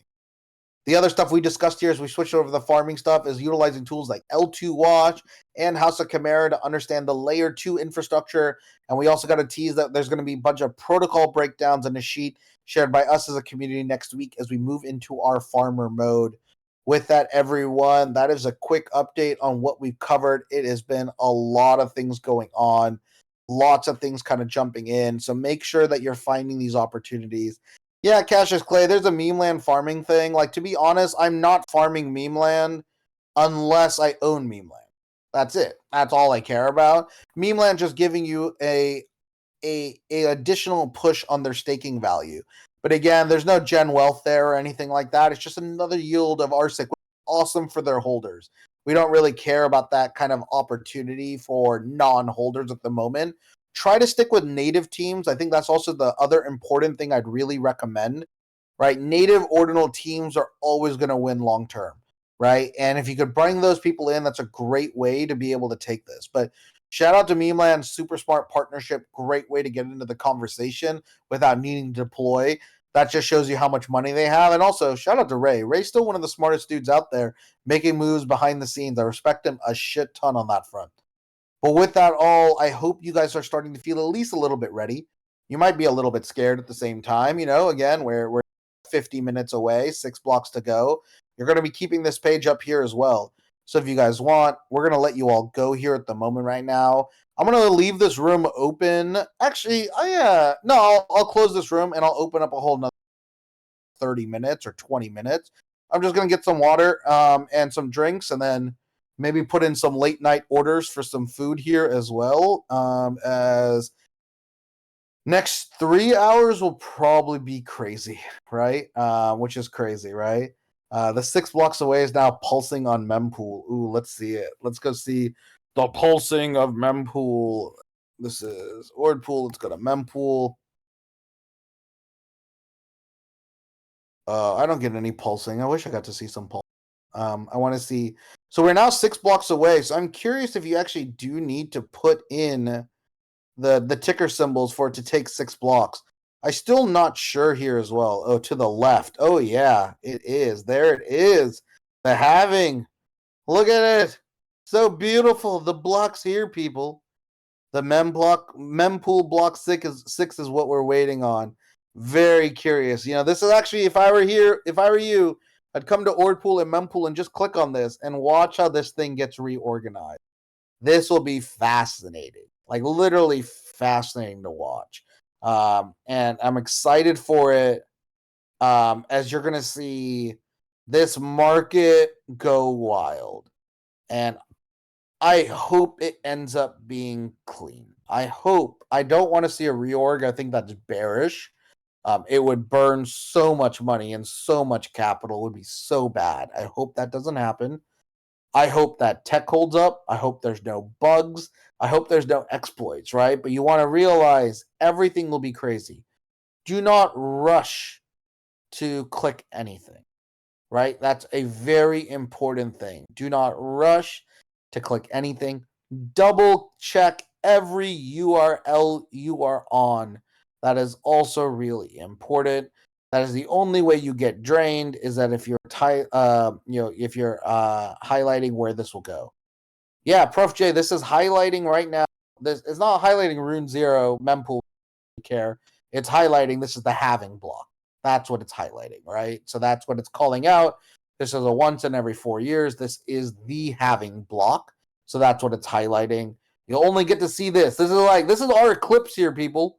We're getting to see this once every 4 years. You won't get special it is. But this is our version of the eclipse. And this is kind of where you're now going to see right? And don't look right into it when the block happens right now. I'm joking, but this is kind of where it's pretty fun because you're literally here part of culture. I will leave this room here. You know what I'll do is I'll leave this room. Can I change the topic? I can. The Bitcoin halving and rooms live with Saint. Let's call that live with Saint. Okay, I've changed the name of this. So what I'll do is I'll stay up on stage here. I'm just gonna mute myself. I'm just gonna leave this page on here at the moment right now, and let's come back in about 20 minutes here as well. For anyone who wants to join. Dello, how do we see our TBTC on Xverse? You need to make sure you send it to the BTC wallet on testnet, not the ordinal wallet on testnet. So it should be a wallet that starts with the number 2. If you do that, you're good. Drop that in. We got you, and you're good to go. Alrighty then, I'm going to leave this up. I'll let you guys go grab some snacks. Get prepared, right? You might not be able to go. You got to use the restroom. Get the restroom out of it, right? These next 60 to 90 minutes is going to be great. Prof J, what testnet runes have we minted? You can mint anything. We just talked about minting Ronin Samurai because we put that out there already as well. If you want, you could grab it. I think we're like the 1500th one to do it. But again, these are all just test nets. It's more about you going through the process so you feel comfortable doing this on mainnet as well.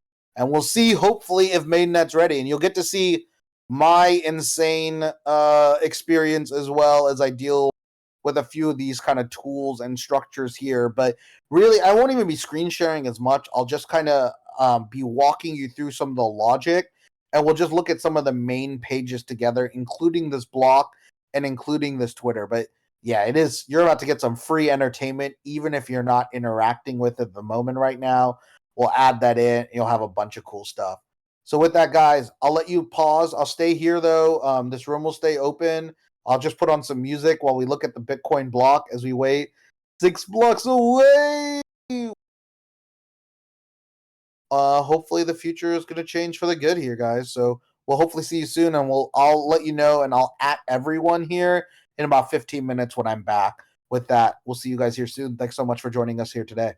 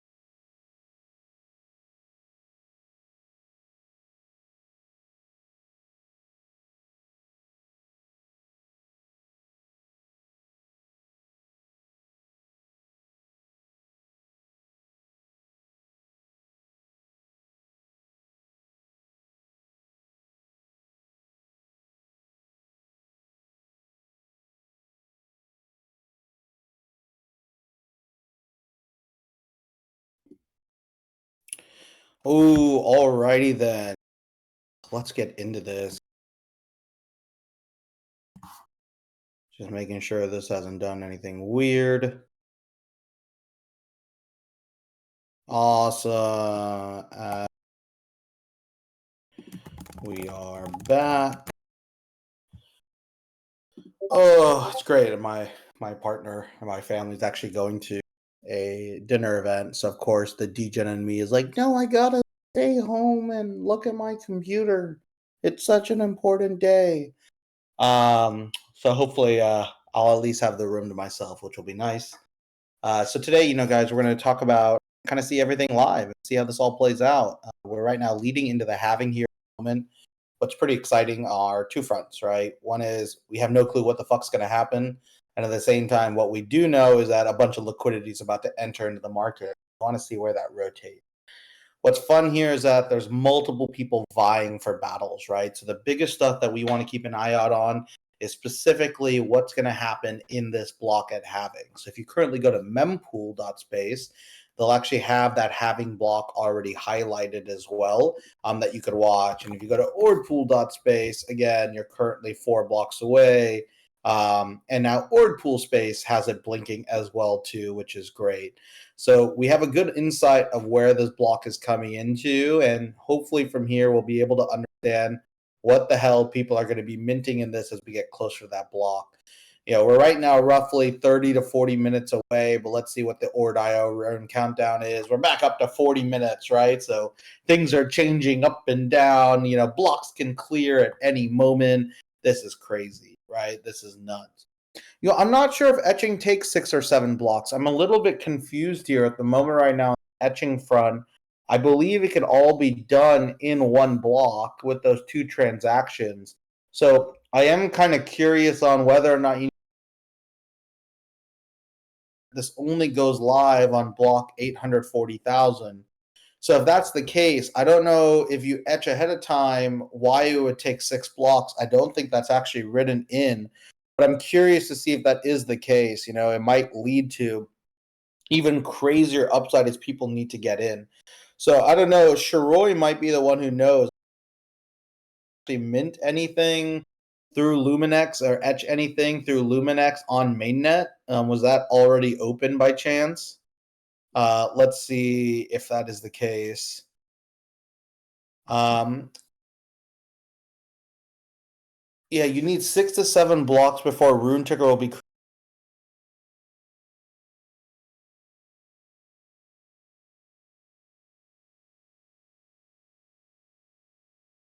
I'm actually gonna check Luminex.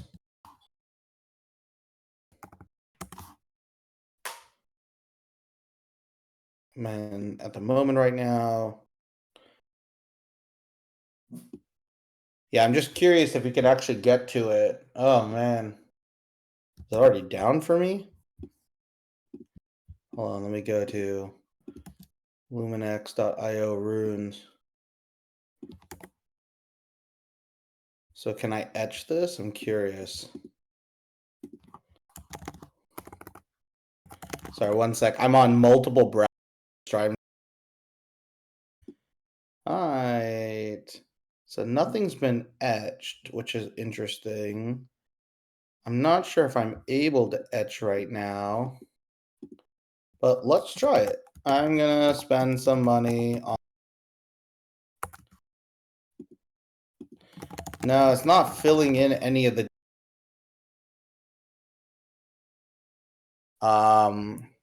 You've etched 2 by Luminex though. Interesting.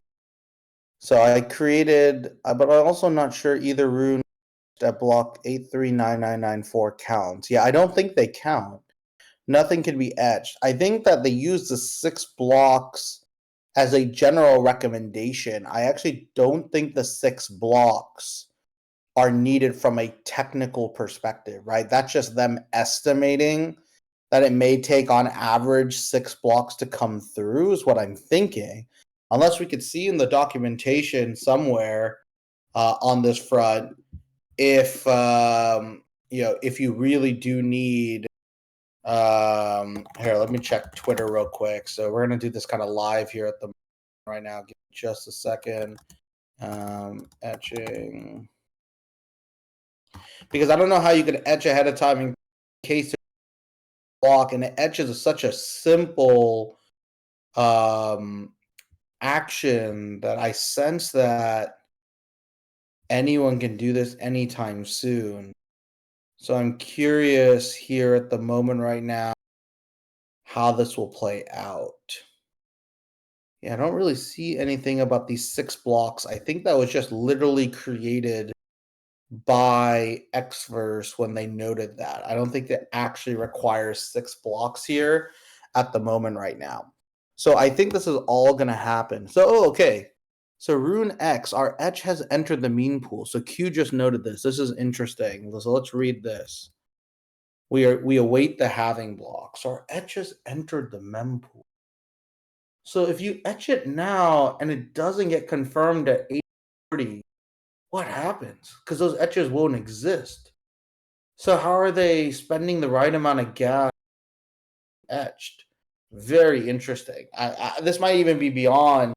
Yeah, where in the mempool? Like that's what I want to understand. Why would etch? Yeah, that's what I'm thinking, right? They might RBF their own thing, so it's already in the mempool. That's what I'm thinking.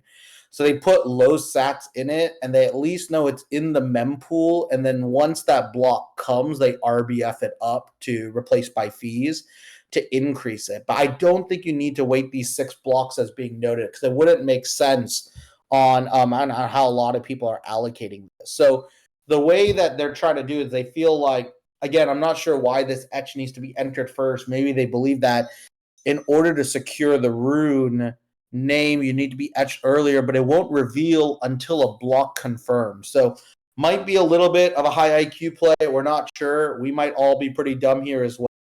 But let's kind of see where this ends up playing out. Wow, we are very close. Let's go back to what we're looking at here on the mempool block. We are now 2 blocks away, people. This could be happening here in the next 20 minutes.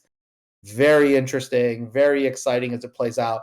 You know also how bullish this is? There's a Twitter live stream by the Bitcoin Foundation and somehow claims that there will be 100,000. There's 100,000 people watching it, which is pretty interesting here as well. Yeah, Isatag asks, will you guys ape something in the first 6 blocks?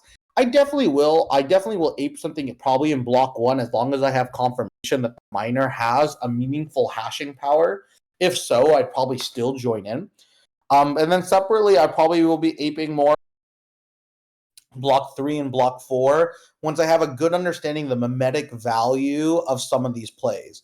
But I definitely would like to jump in and rune 1 if assume it becomes claimable as fast as possible, right? And I think that's like another important thing is that this market is we're still unsure who claims rune and who deploys, right? And that's another thing. You could claim all this up and then claim you have rune 1 and you could be holding it. So what do you do then if rune 1 does that, right? And this is where the market then becomes dynamic. Does the market now rally to rune 2 because it's available? So that's actually the interesting thing. Who not only wins rune 1 from a pure provenance perspective, but who also wins? Who's the actual first rune that can be claimed in the next block, right? And how many people will do that? Because then the aping will begin, right? Which is pretty interesting here as well. So what we're seeing here is like, wow, this is about to come through, right? Relatively quickly. I'm going to switch over to Ord Pool. I just prefer that here at the moment right now. And I want to see kind of how this is kind of playing out. Let me just expand this here a little bit again. And then I'll put this here so I can switch between both of these. Perfect. Okay. So I'm really curious to see how this is going to end up being stacked. So right now, let's look at the pre. Let's just see what got in. Well, someone is spending a decent amount of money to get some inscriptions in, which is interesting. I'm curious to see what this will be when it finally loads up. I didn't even see what that was. Or it might be an unrevealed image here at the moment right now. No, it looks like it's traits for a collection of some sort. Probably an art collection here. Interesting that 40 sats got in on this 83 sat one. Really interesting. Some of these low sats really came in. So then it must have got juiced down here. What? We're looking at, 9,000 sats someone paid on this. probably another fat finger here that people are claiming here as well. But again, now as we look to the current formation, right, what I'm trying to see again, what's coming into this block. Again, someone paying a large inscription fee with a larger file size is $5,000 they're spending right now to inscribe a 90 sat fee right before the halving. Curious to see what a few of these details are going to be. But generally, you're looking at most of this stuff. I'm curious, this one's juiced up to 10,000 sats. Wow, this one's juiced up to 3,000 sats, right? You're already seeing some 3,000 sats, 3,000 sats. Very interesting of what's already being pulled into this current block. But of course, this is the block we want to really be watching here as well. The nice thing here is that mempool does show us who's winning this, right, as a miner here as well, right? So what we're trying to hope for is we want to get a good understanding of what will be the hash power rate or the power rate of whoever wins this halving block to see if it will be what will continually be built on, or is someone going to try to reorg it because there's a lot of money at play, right? A lot of benefits at play. And I'm talking about, right, $5 million. This is way more valuable. But let's quickly go jump to BTC Tool just to see what's happening here, if there's any other sites. Weirdly, Bitmap got a little bit of action, but we're seeing the action slowing down here in these current blocks, right? There's not a lot of stuff. It just means that's the calm before the storm, right? We're ready to go. We're waiting here. This was the art we saw. It looks like this is some generative asset. Someone's trying to get in at pretty high prices, but we could actually see that they're being played. Ooh, did it just come through, or am I just hearing different things? Oh, I don't know where I heard a ka-ching from. We're still 2 blocks away here. Oh, pending in the mempool. Interesting. A Bored Ape is getting reinscribed. We're seeing a few other tokens here. We see some more Zbit here. I guess we see some other naked character here, but we are getting relatively very close to this. So what we now want to kind of keep an eye on here is, again, where is going to, who's going to win those first early routes. And that's what we want to keep an eye out here. And that's really what this waiting game is. And we hope that a reorg doesn't happen. If a reorg happens, congratulations. Biggest chaos ever. People will not know what the fuck is happening. People will not understand what to mint. They'll struggle to claim. Certain marketplaces will index incorrectly. So this is why we want to make sure we're keeping an eye on it. But you're about to see on this second block hundreds of thousands of dollars, if not millions, spent on gas. This will be really expensive. The ticker symbol play, as long as it, this will be the most expensive block probably in history.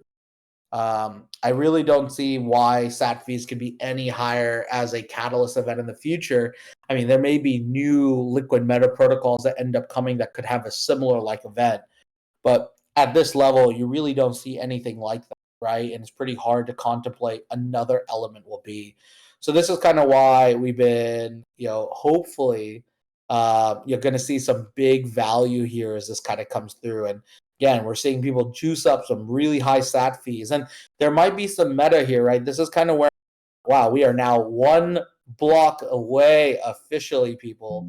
1 block away. Let us go see how this magical block is going to be. And look, 160,000 sats right out of the gate, $100,000 fees. This is already the game.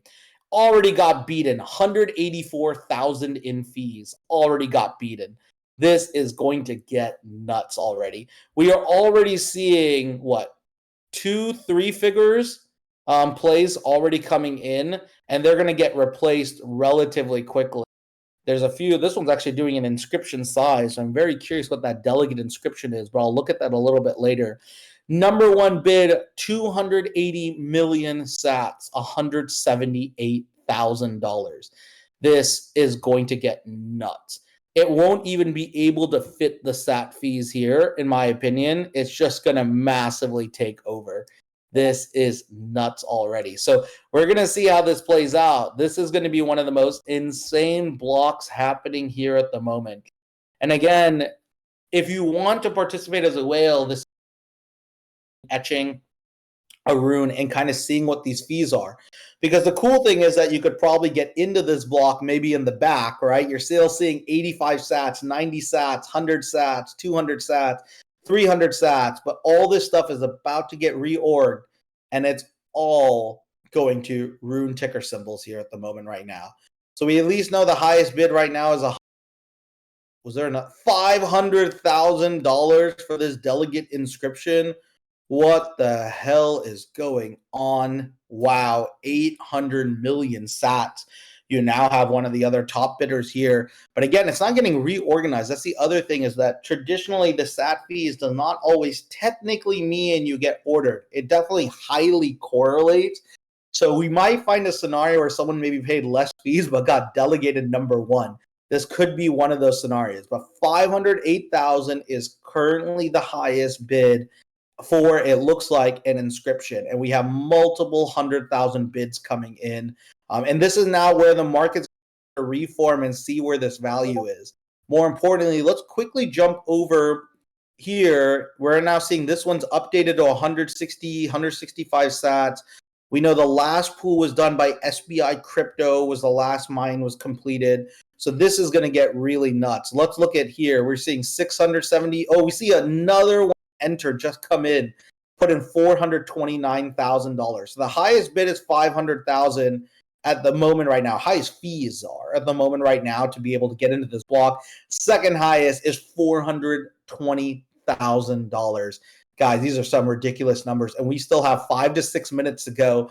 This is going to be like one of the greatest like auctions you will ever see, because at this moment, people are also knowing you want to bid in kind of, right? And this is going to be pretty nuts, right? If you kind of continue in this world. But this is the other thing you can kind of take a look at, is that as we look at this block kind of form, you're going to, wow, someone's trying to inscribe an image and is paying 350 sat fee to get this image in this block. So it'll cost them about 8,240. The block's done. Holy cow. What was this confirmed by? Who is this confirmed by? Come on, Mempool Space, show me it. Why is Mempool Space not showing me it? Why did Ordpool Space do it? Are we getting a reorg? Are we getting a fucked here? 840,000's been mined. It was so damn fast. Holy cow. Really want to understand if it is followed. This has been confirmed. This is via BTC. So let's look at the mining pool here of via BTC. Oh, this is taking a little bit longer to come up. But we did just have the halving block. Now, we need to understand what the hell is going to happen. Via BTC, this went way faster than I thought. I thought this was a way more competitive block. I'm very curious to see where this is going to go. Give me just a second, and let me jump to my other screen. Wow. So if we look at this last one, we're still seeing 1 million sats coming in here. Now you're still very curious to see what will be crowned Rune 0 here, and if this is the actual block. If this is the true block here at the moment right now. So this is what we now want to keep an eye out, seeing through Twitter who's organizing and noting who won this first Rune 0, or Rune 1, I mean. And we now have a better understanding of where this may be going. Wow, this is getting pretty crazy here at the moment right now. Wow, another block just confirmed. We are getting really block confirmation. So this is moving relatively quickly. We're starting to see, if we look in this last block here, we had a couple at 1 million sats here. We had someone pay $133,000, it looks like, with a we had a few others, honestly, not pay that much. It looks like you could have got in some runes and some potential etches for not that expensive, which if I'm reading this right, you could have been pretty early. I'm very curious on this block how many of these are optimized for runes. And that's kind of what you want to realize, is that a lot of these look like they might be pre-mined as well. So we want to now understand where this will go. So uncommon goods, it can't be minted out. at all. Uncommon Goods is going to be unlimited supply here at the moment right now. But let's now move over to Luminex here and see what's happening. Let's see what these guys are doing. So Kong's got number 2. Is that what we're seeing here at the moment right now? Henry just said that. Wow, if Kong's got 2, that is huge provenance value. Let's see if any of these actual platforms have gone out. We have. There are now availability to actually mint here on mainnet, people. There are different ones. You have Runestone Pups. You have someone win Satoshi Nakamoto. You have the opportunity now to ape. There's Traproot Wizards with an O. You can see hundreds have now come in to this world, and many of them are now open mints to be able to claim. So if you want, this is kind of where you could be considering where you want to maybe do some aping here as well, right? Do any of these actually lead to a project that you want to get some value in? You can see right now on this, if we're looking at the numbers, we go back to the front page where the volume is going. Right now, it's going to Uncommon Goods, right? The best, Rune Best, first is first. These are some really bad names. 420.69, there we go, I guess. That's going to be great. And then you can see the rune numbers. So rune number 1, here we go. See the numbers here.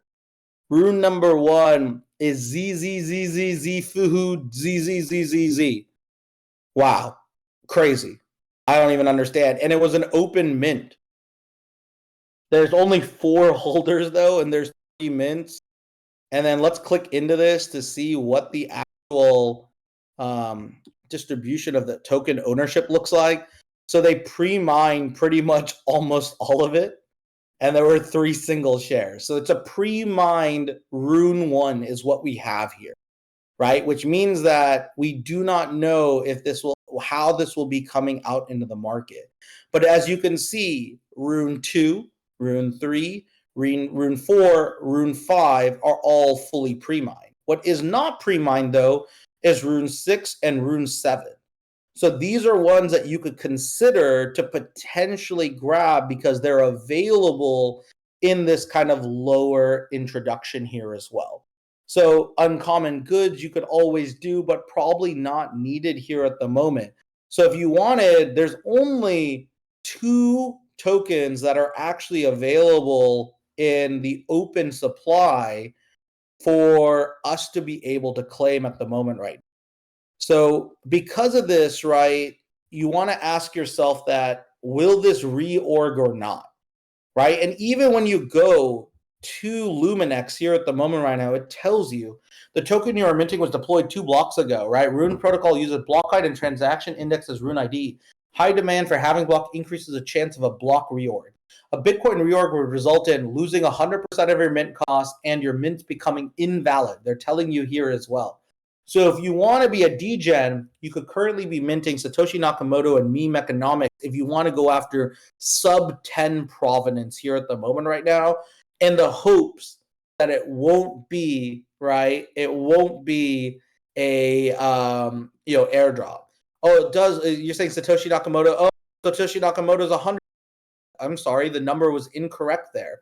So let me go. Is anything actually open? Is meme economics? Nope, meme economics is also 99.79% mined as well. So literally all 10 of the first runes are pre-mined completely, which means that there's very little stuff that we can do on the first 10. So now what we could go is, do any of these guys have an open mint here at the moment right now that might correlate to interesting numbers? So maybe, I don't know, you think Rune 21 might be interesting? Nope, fully pre-mined. You can see 1 holder all the way through. All of these are pretty much fully pre-mined. Who won 24? 7.5. So HODL Diamond might be available. No, 100% pre-mined. I got all excited. I thought maybe we could get HODL Diamond Dick. But as you can see, what this market is stake.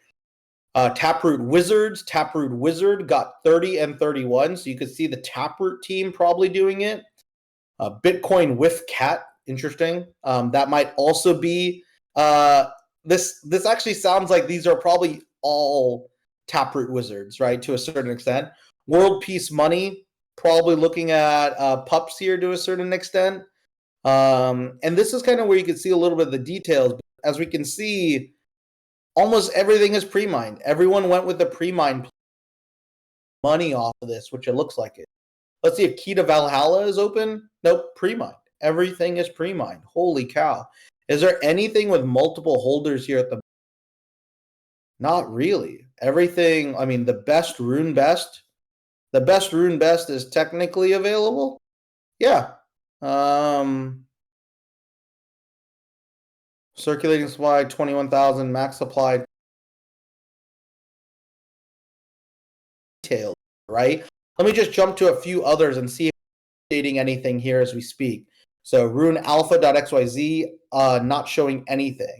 Is Rune Mine showing anything correctly? If we go to app.runemine.com, yeah, we do get 432 runes. So at least we do see what's happening here. So Rune Mine does look like it's up and running. And as you can see, there's pretty much nothing available here right now, which is kind of crazy. It just shows you just like how much money went into pre-mining this too. So let's go look at what's happening in the Ord pool. Welcome to our new world, people. 200 sats was just the block, which is crazy. I think this went way lower than people thought. I don't think people were ready to deploy. We then went up to 550 sats, and we're now up to 1,000 sats in this transaction. So let's look at what this looks like here at the moment right now as we get up to sats. What you're seeing here is that people are spending, it looks like, spending like $10,000 to be able to get into it. Some are paying 500. So if you want to get, something potentially etched at this point, this wouldn't be a bad opportunity to consider it as well. And that's kind of the beauty here, right? Is that you're all here part of this. But what kind of sucks is there's not really much to ape because now we have to wait on how these people are going to deploy it. So what's hilarious is I have no clue, right, is doing. And I'm very curious to understand who these guys are and what they're doing. So this is now like going to be the next hunt, right? Is what is this? Oops, sorry, I'm not showcasing it to you correctly. I'm on the wrong screen, right? We want to know what this is. ZZZZZ Fuhuda. Can you believe this is somehow Rune 1? This is the name they chose. It's almost like they're making fun of crypto at this point, right? Which is pretty interesting.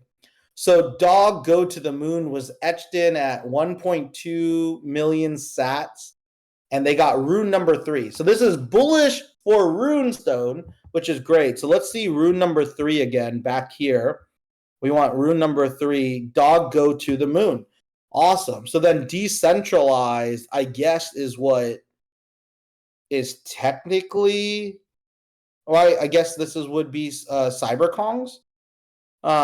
Prometheans play on their 21 billion, right? Which is interesting. I mean, Satoshi Nakamoto getting in at 6 is really solid there. Meme Economics. It looks like Arsic, Genesis Rune, assuming that is the Arsic team, they got in at number 8 is what they ended up getting into. So honestly, shout out. But then also another company got Dog, right? I mean, also, these are some awful names and ticker symbols, but this is also, I guess, what we get here as well. This is kind of a part of it. But this is kind of where you realize this was all pre-mined, which is crazy, right?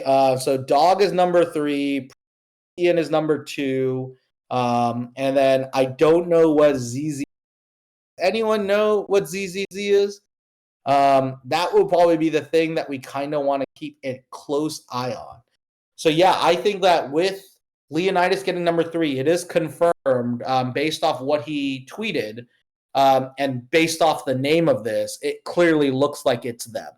And that's bullish then for Runestone. So let's quickly just check what happened now into the Bitcoin market on Magic Eden here.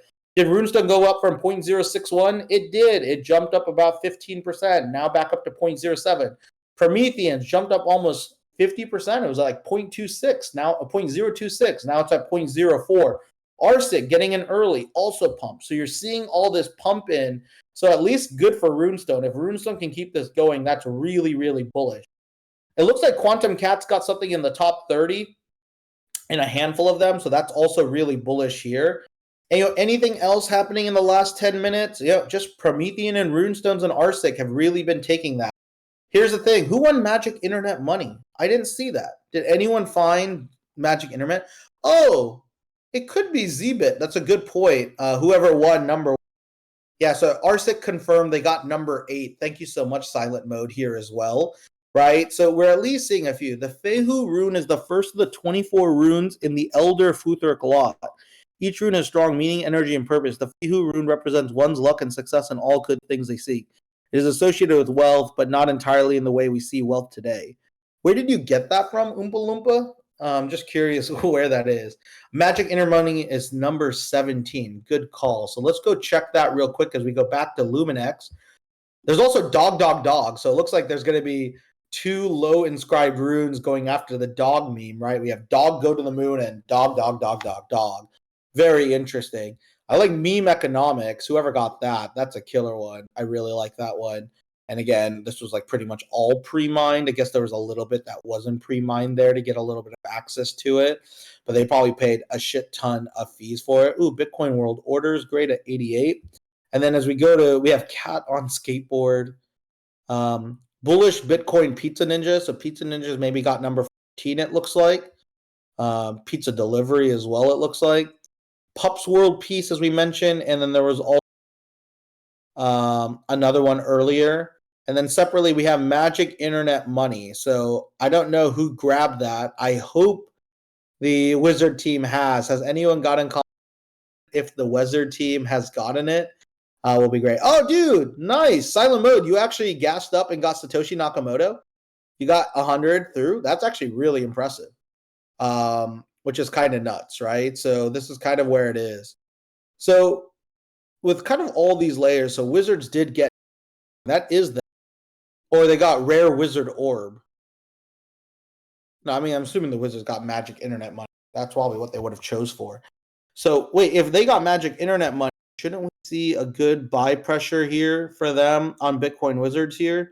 Shouldn't this thing be, I guess it's getting a here at the moment right now. I guess one buy pending. But it looks like Prometheans and Runestone kind of are the big winners alongside Arctic. These 3 kind of are bringing up way more of the pre-rune buy pressure to get into the top 10. Shout out, dude. These guys spent a lot of money, like a lot of money, right? Which is crazy. And then we kind of have, right, Z here as well that we're now looking at here as well. So as you can look at it, this is pretty fun to recognize how this, but also at the same time, it can show you what like the whale play was. So Silent Mode or Arc, just curious, what were your guys' gas fees when you got Satoshi Nakamoto? How much did you gas up to be able to get that transaction? Just for like context would be helpful for the community here. You just chose fast gas, and what did it go through? See what your actual one. So Hanzo did 800 sats, and oh yeah, Silent Mode only paid 100 then, or 800 sats. But Hanzo wasn't able to get through. Yeah, I'm curious. So only paying $100 to be able to get that, that's a win. Yeah, I think that first block caught a lot of people. I didn't buy anything. Block, I was just here with you guys. I haven't done anything. Dudify got 40,000 sats for Satoshi Nakamoto. That is amazing. Tanvir had 650 sats per virtual byte for Satoshi Nakamoto. Yeah, first block caught everyone. It really did here as well, which is super bullish to see. Congrats, dude. Getting a sub 10 rune there for under $100, amazing. Buoyant Capital introduced low pup. God damn, I hate all these stupid dog and wolf memes that they're trying so hard to make. But hey, they at least got number 9. So let's go back to this. Number 9, Lobo the Wolf Pup. So that's Buoyant Capital doing that, which is really interesting. Okay, let's go back all the way back to fees. Holy shit. 1,500 sats, right, across the board here. The last block just confirmed at 1,476. This current block right now trending towards 1,500. Can you believe the halving block was only at a 200 sat average? Nuts. Like, I probably should have gotten a rune etched into there here as well. So Kiyoshi, etch at block 839,900 works. Interesting. Honestly, if you got let's fucking go for that, that's pretty awesome. That's a great LFG balance. What a win. If that is actually through, really, really amazing. All right, there's still 80% of supply left for Nakamoto. So if you're able to go in, is it really 80%? I thought this thing was like already pre-mined, right? Yeah, I think Satoshi's done. Satoshi, I mean, you guys who got in for 100, right? Like, you're one of the few. There's only what? How many unique holders do they have here? Does it show? It's not updating correctly. But it looks like here, if I go to the end, there's only 500, or it only shows the top 500. I guess it only shows the top 500. You can see these mints going on. So it looks like it just ended here. But a handful of you guys were able to get in. So curious to see what this holder distribution looks like. Is it actually active? Can you still be getting sats, or is it looking incorrectly? It does look wrong, but I'm just not sure here. Shiroi etched this for like 100 cents. You also got orange dollars, dude. Those are good etches, to be very honest. If these are actually on chain and fully represented, this is solid, man. And really cool. I mean, dude, I think that's the thing about doing working on crypto at this kind of level 1. So that's pretty good to see. So as you recognize, I don't know, is Satoshi Nakamoto, can anyone else confirm, like, silent mode or any of the other guys who did it? Is Satoshi still available? I see a bunch confirmed and pending. I'm curious. It's now asking, now the fees are crazy. It's asking. That's definitely not going to be fun here at the moment right now. All right, so a lot of you did get Satoshi. Very curious now how to see the rest of this market play out. So how many runes are we up to? Let's go back to app rune mine, and this is now running-ish. But let's just see. There's currently only 435 runes if this is. All right, if that's technically correct, let me switch my wallet here. Where is? All right. And sorry, one sec. Oh, that's the case. How stupid is the cost going to be here earlier? But I'm going to try to etch a rune.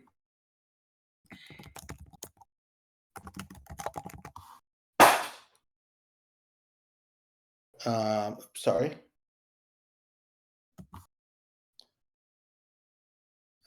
I'm gonna do it all correctly. Just as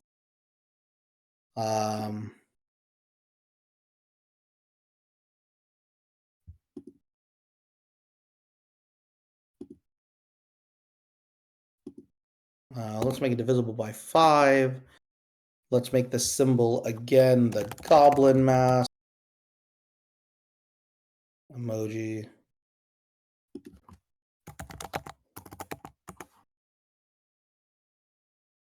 Or actually, we could use the Shinto shrine as well.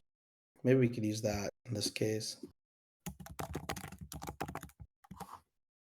Yeah, let's use Shinto shrine. Give me a second.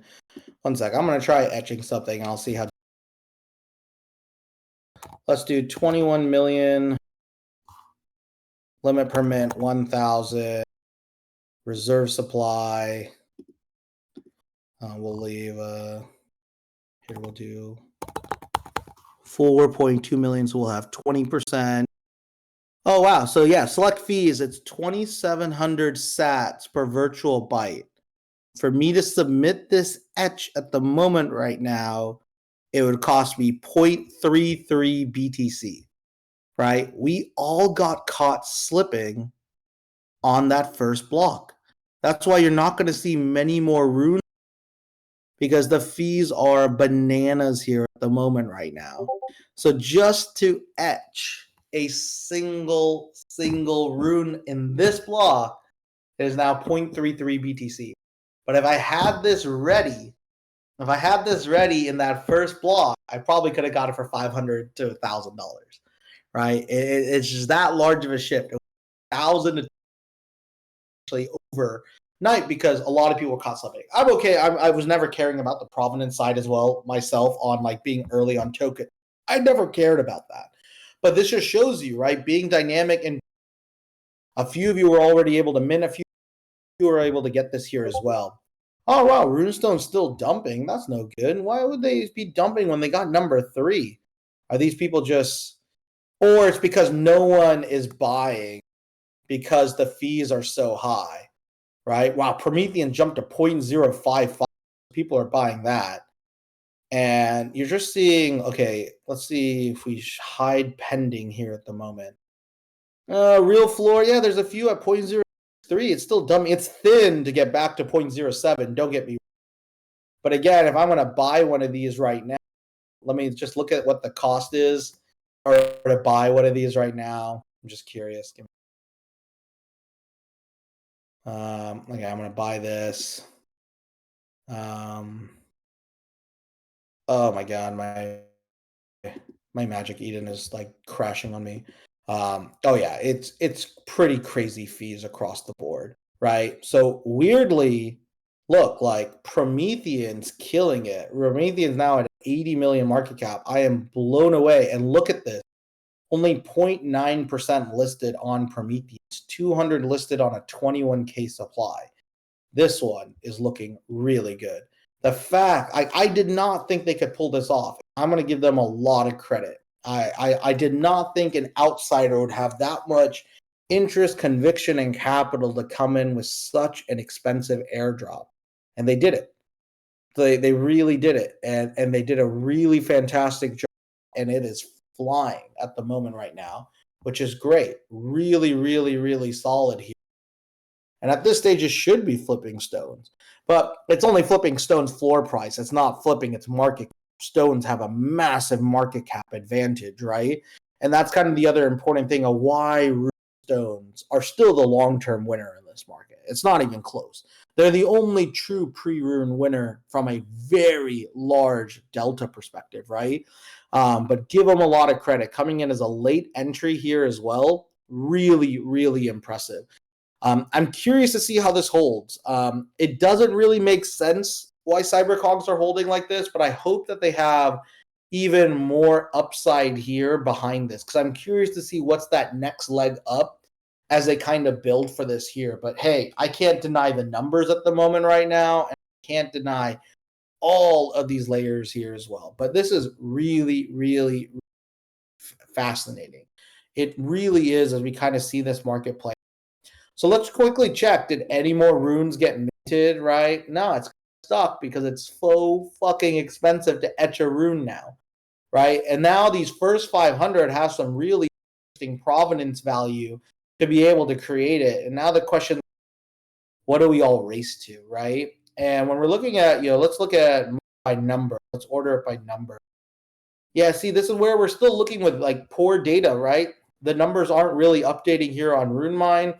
But maybe let's update Luminex Rune Mint. Well, we're seeing some good action, right? Satoshi Nakamoto still has a lot of mints. It does look like it is minting out. So yeah, you can be able to mint this. It is available here. It's just incredibly expensive. Let me just quickly check how much it would cost me to mint Satoshi Nakamoto here at the moment right now. Yeah, so it cost me around 0.01 C per mint. So if I wanted to, yeah. So, a cool, $1,000 per mint. Not too shabby, right? Just a nice little $1,000 per, right? Which is pretty crazy. So if you want, you could get into it. I'm kind of fading most of these here at the moment right now, right? Which is important. Yeah, I don't understand why the supply is a few of these, but it's the circulating of supply. Okay, good call, Spatoshi. Good to know here as well. So as you can see, there's still action. You could get into uncommon goods, get into Satoshi Nakamoto. It looks like Rune Best is available. Is this true? Is that why so many people are going after it? Yeah, it looks like it. So there's still available supply here. So if you want to get technically Rune 6, Rune 689. So there is a lot of runes. How many? This one shows 849 runes. Oh wow, these are great. My pussy in bio. Wow, this is great. Meme rules world. Devils and boys. Dot swap dot points. Yeah, make America great again. Wow, symbol, pretty interesting. Weed shroom snacks. Wow, we really suck at names in this. Wow, someone got fungible token. That's not bad. At 8:30, I kind of like that. Forgotten runes finally got in here on 8:37. Chart Fu Monkey looks like might have done his own or on his behalf. Pretty interesting. So you could still get into sub 1,000 if you want. At the moment, it looks like if you get into this block, which is pretty interesting. Ah, shit! I realized I wasn't sharing those details here. Sorry. Let me go. I'm always on the wrong screens. So here you can see kind of what numbers were created mid close. That's great. Massive pile of shit. Wow, we are a beautiful community. We really know how to make these things as well. So yeah, where do we sell these rune tokens now? That's a great question, right? Right now, you have to wait for a few of these marketplaces to open up, including Luminex and a few others. Right now, it's kind of an accumulation phase, and then you're going to have trading indexer and exchange essentially make it here as well. Ooh, Tiny Vikings made it at 97. Hey, that's bullish for sub 100 is pretty meaningful here as well, right? And that's the kind of where it's going to be really powerful to at least see a few of these projects leverage this here as well.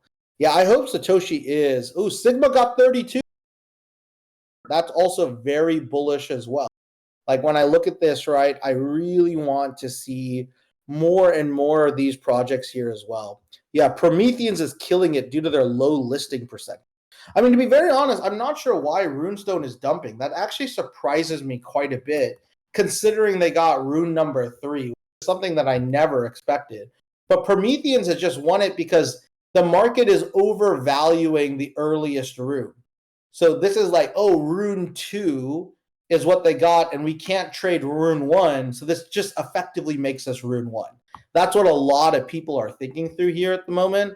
And yeah, it does look kind of like this larger challenge is like it's not as memeable as you want, right? Which I hope would be the case. But man, like I really wished Runestone was a little bit better in their comms because seeing this now dump to 0.06, so bearish for them. And it's crazy because it's not like the whole market, because Promethean guys are still buying regardless of the price, which is nuts, right? So it just shows you 262 buys are pending on this here at the moment right now.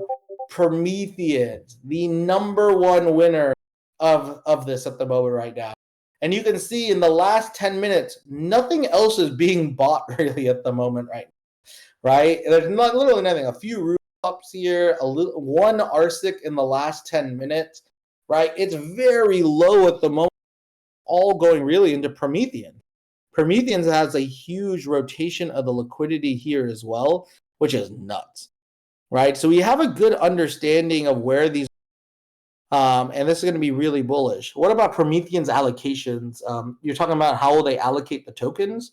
It's kind of an equal share of their supply of the 21,000. So if you own 1-to-1, you'll be essentially getting the airdrop claim from that by owning the asset, right? Which is important. Yeah, I don't know. Where did Ape Odyssey go? Did anyone know what the from Rune from Rune Terminal. Jeez, all these different names. But let's just quickly check on sats to make ourselves feel a little bit sad. 2,200 sats with this last block. A 2,000 is what this current block is aiming for. We have 1,300, 900, 600, 300, all these sats behind, right? And this is kind of what we were aiming for, right? A lot of people 1,000 and 2,500 was kind of the range that a lot of people targeted. And we saw some insane outliers here, which again, I'm kind of blown away on how this all played out. Although I do know is pre-mined, I do think that what we're seeing here, that this market is still ready for a lot more disruption to come. But this is now the problem. We don't have real liquidity or really do as much here at the moment right now.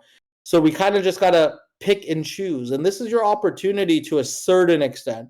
The fees are now too crazy, right? I don't think I'm aping into anything at this price point at 2,000 sats outside of maybe Satoshi Nakamoto because it's a sub 10 rune. And because it's a sub 10 rune and it's one of the only ones with open mint, it's going to be the first one that's going to be potentially tradable and collectible, which is solid.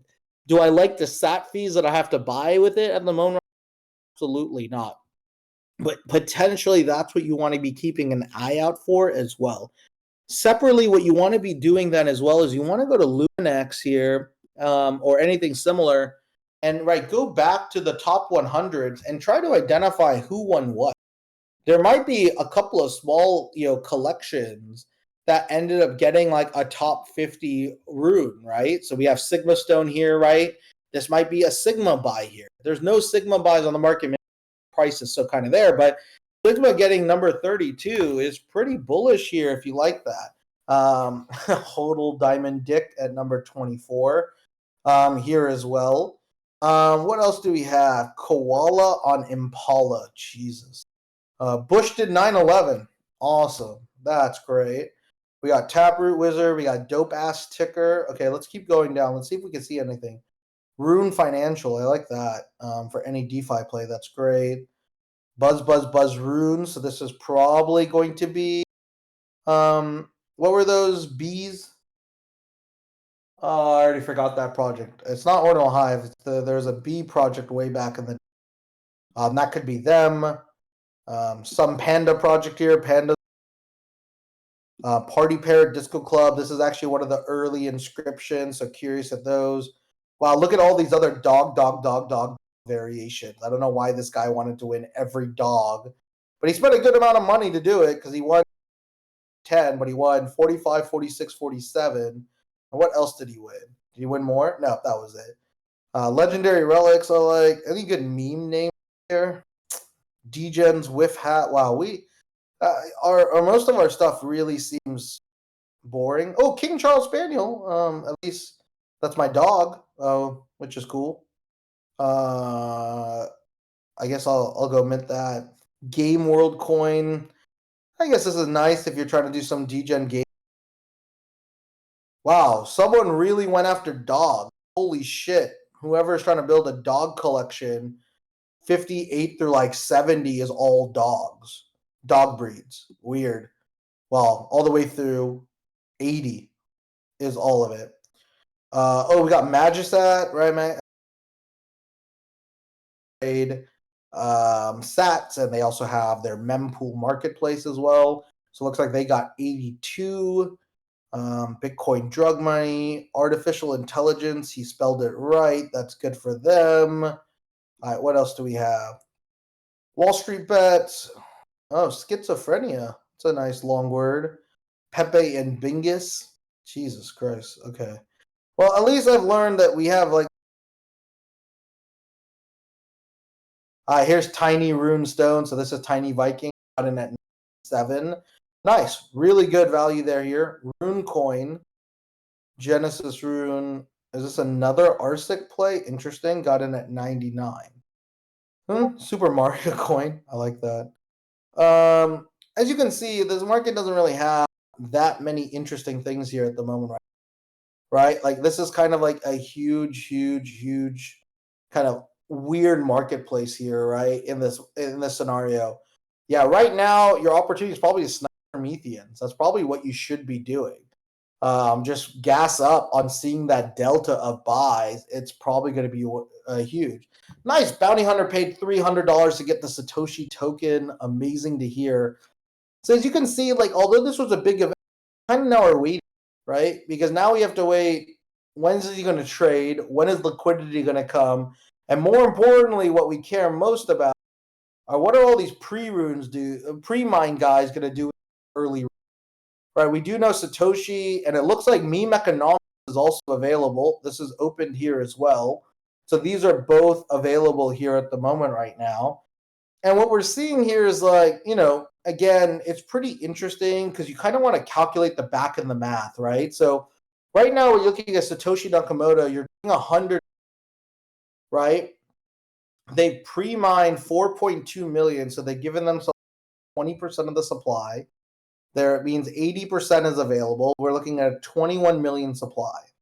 So at a 21 million supply, what can this market cap get to?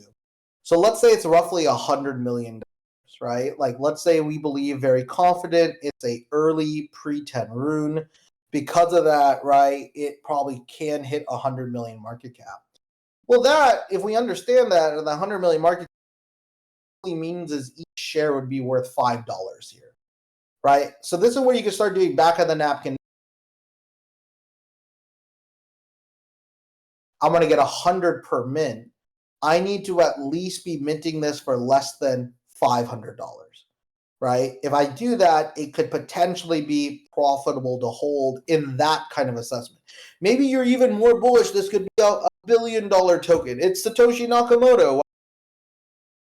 Be a billion token. Again, I'm not saying it will be. I'm just giving you a little bit of insights here on kind of what it becomes. This is a huge, huge, huge opportunity here to kind of have an opportunity, just a way to see how this market will play. And that's kind of how you want to understand the plays as well. Danny, for context, we paid the least amount to get a rune in the halving block, $14. That's actually pretty awesome, but also kind of weird too. Does anyone know which rune they got at this moment? I'm just not sure. Honestly, Vyaki, the only reason why I think still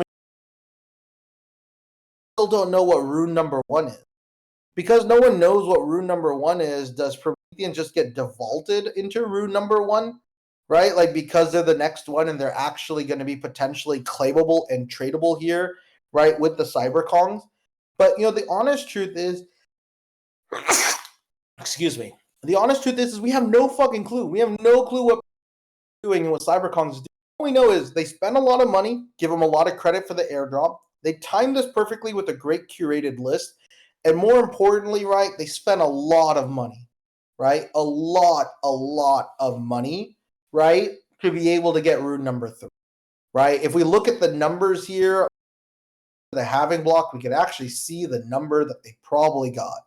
So we go back to the halving block. Let's just see what the third highest fee was.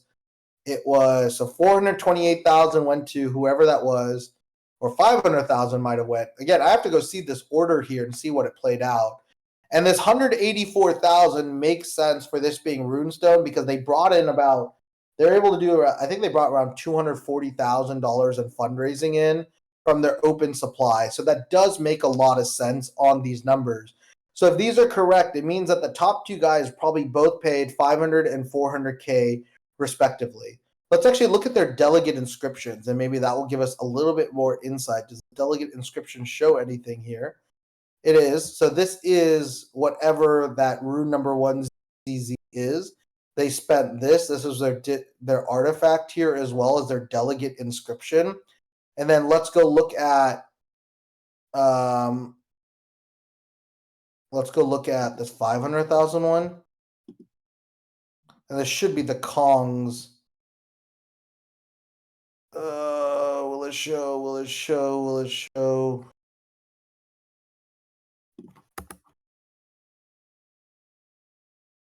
God, it's getting so overran. It's kind of crazy. Right, this should be the Kongs MP. So here's the crazy thing. If we're looking at this correctly, it means that Kongs actually paid more, but what got prioritized was the other token based off the fees. Kongs paid $500,000. That's pretty bullish, right? If you're looking at Prometheans here at the moment, right? This alone, right? And then the other Rune 1 token, $420,000 to be that early on just the fees alone. Really cool. And you can see this. And this is actually important and confirm the delegate the delegate inscriptions, right, for Ethos. And this says Prometheans, and it tells you all the details, has a little bit. And this was also due to Ordinal's bot, helped them out a lot. Wow, the SAT fees are crazy. Insane that somehow block 840,200 SAT. Just mind-boggling there. But let's kind of keep going down the list and see who else paid. These guys paid 185,000. check what they grab. Oh, they didn't delegate an individual here. Interesting. Kind of want to understand why they didn't delegate there. Let's go to the next ones. We got 127,000 buy. Also, no delegate inscription. Very interesting that some of these didn't do delegate inscriptions.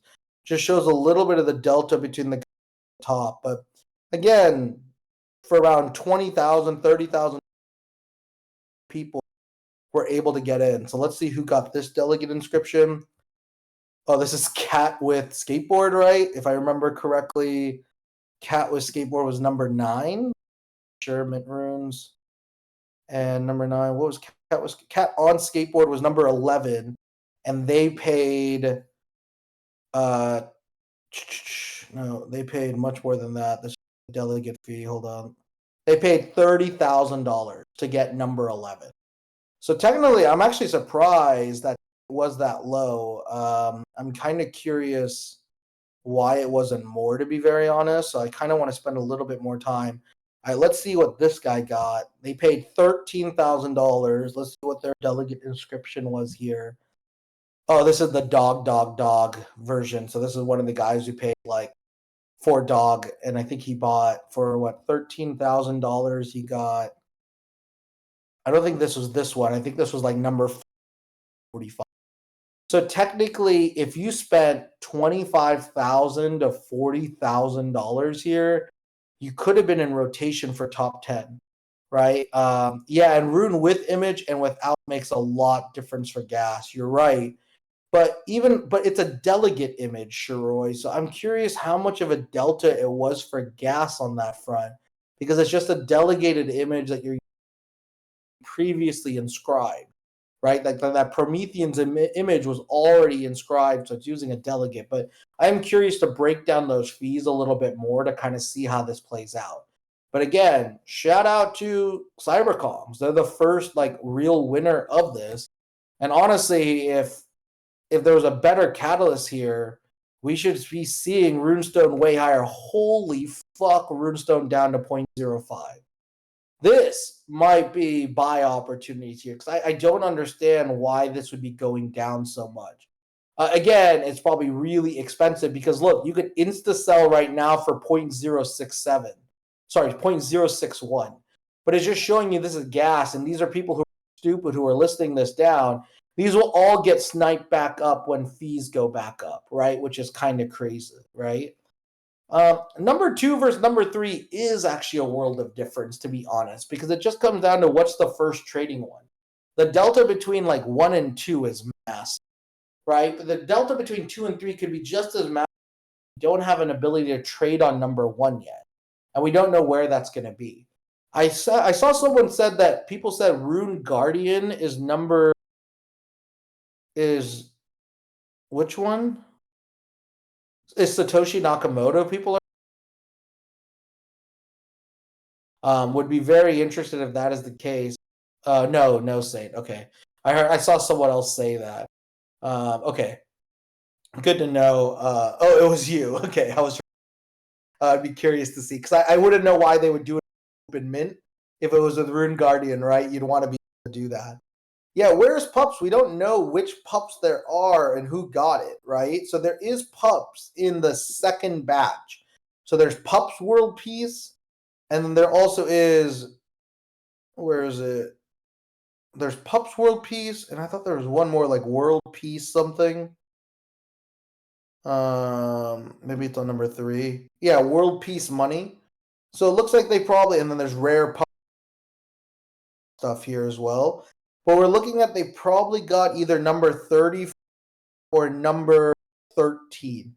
Probably 13, like Pups World Peace probably makes the most sense. They're putting pups in the front for optimization. This makes the most sense that they got number 13 here as well. So then we know Magic Internet Money was captured here at number 17. Most people believe it is, right, Bitcoin Wizards. I haven't seen a confirmation there here as well. Yeah, what did Zbit get? Who got Rune 1? I don't know if it's Zbit. That doesn't make sense. It would be them. They're talking about a whole different scenario. I don't think it's Zbit. I'd be really surprised if it was, because then it's like a whole new rebranding and storytelling here as well.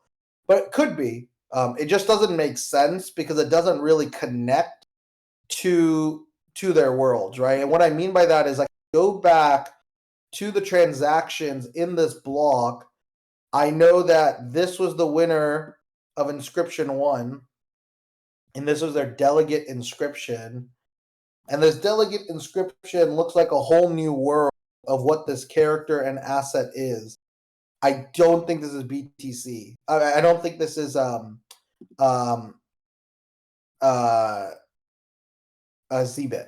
I really don't, but I hope it could be the case. Yeah, man, minting, crazy how expensive it is, right? Just because, again, we're now fucked with fees, right? We go back, it's now everyone playing catch up here, right? And look, this is going to be a long, so the fees are going to stack on this. That might hit 3,000, right? We're seeing a long block because we had so many quick blocks happen here, right? This was just a very fast block from 840,000 to this point. I'm very curious to see where this will kind of scale up here as well. Nah, definitely not Karma Card. God, I hope it's not Karma Card. Those guys. I really hope Karma Card didn't mint out. I saw like 9,000 mints at one point, so I know I'm wrong. I didn't even mint my free one because I couldn't care less, dude. I am so bearish on how their comms came out that I stopped caring. So I do have a wallet claim. Yeah, pretty much it stopped at 10,000. Like, people aren't, like, you only 1,000 or 2 claimed it from the whitelist. I don't think Karma Stones will be it. I hope Karma Stones like straight up go to 0. Interesting on Sigma Stone, only one Sigma.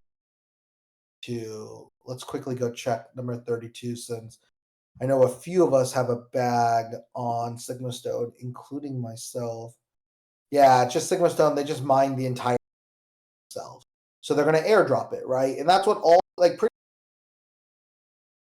is either planning an airdrop or a paid claim, right? Whoever won Rune 1, if you spent $500,000, right? What are you going to realize? You're probably going to need to figure that capital back. So you're either going to go and pre-mine a shit ton for yourself and then do a free drop for everyone and make it like super bullish, or you're going to probably make it a pay drop to a potential PFP or NFT or ordinal based asset. But this is what I told you, is that most of these guys will pre-mine it, won't even be trade value. So right now, right, it's not even a play around, right? Really, the only thing that we're able to play around with at the moment right now is Rune 6 and Rune 7 and Rune 0, technically, right? There is like a small supply left on Fihu. It looks like it allowed a few people to get in, which is kind of crazy. But this is kind of where you see like they pre-mined, right, pretty much almost all the allocation, 110 million of the. So then they allowed people to claim one per. That was it. And holy shit, some people actually got, like, some of these wallets gassed up and got 20. But you got 20 on 110 million supply. How bullish do you actually think that's going to be? It's going to be very, very, very key. Ooh, Kachi is sharing what number 1 is a Nordic Raven. Let's go check this out. This looks like it might be number 1. A Nordic Raven. And number 1 is Fifi Ofafafu. Look up Wardruna Fehu. Wardruna Fehu. So, I mean, this is just, but this isn't telling us who this is.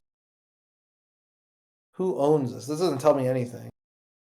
But we at least see what symbol they're using. They pre-mined, right, the entire supply for 10 minutes. Look up Wardruna Fehu. Wardruna Fehu. Oh, first flight of the White Raven live version. I don't really want to listen to this right now, but it looks like it is a runic song, right? Yeah, an old Norse. So they're singing in, it looks like a runic language of sorts, an old Norse language here. So if you want, you can go check this out. I'm too lazy to play this here at the moment right now. It's Casey. I wish, man. I don't even know. Man, how bullish can you be on his PFP mint through the mempool. The guy didn't even have enough gas to get through his initial mints of the mempool. Ink Chef, we might be fucked. I don't even think Casey knows how to use the Bitcoin blockchain. We might get fucked on this front. For all of you, Casey runs a podcast. Casey Rodimer, the founder of Ordinal Theory and Rune Protocol. It's called the Hell Money Podcast, and they actually had this time to actually be able to like add to a Patreon sub. They created a Patreon that you could fund, and if you funded it, they actually opened up like add your Ordinals wallet. We don't want to promise you anything, but just do it for the sake of it as well. And we're all joking because like I'm the max Patreon funder on that. I think it was like $100 a month. So I've given him like $700 or something like that. And it's just only for the hope that this guy airdrops us something here as well. So we kind of joke about it between myself, Shepard, and Ink. But again, this is kind of where you see this market just showed you, just threw you a curveball. Rune 1 is something totally different. We never expected who this would. Rune 2 ends up being a total new entrant in this market, right? Which is really interesting, right? It's Prometheans like coming from the top floor, like holy shit, like this is one hell of an entry into Ordinals, and give them credit.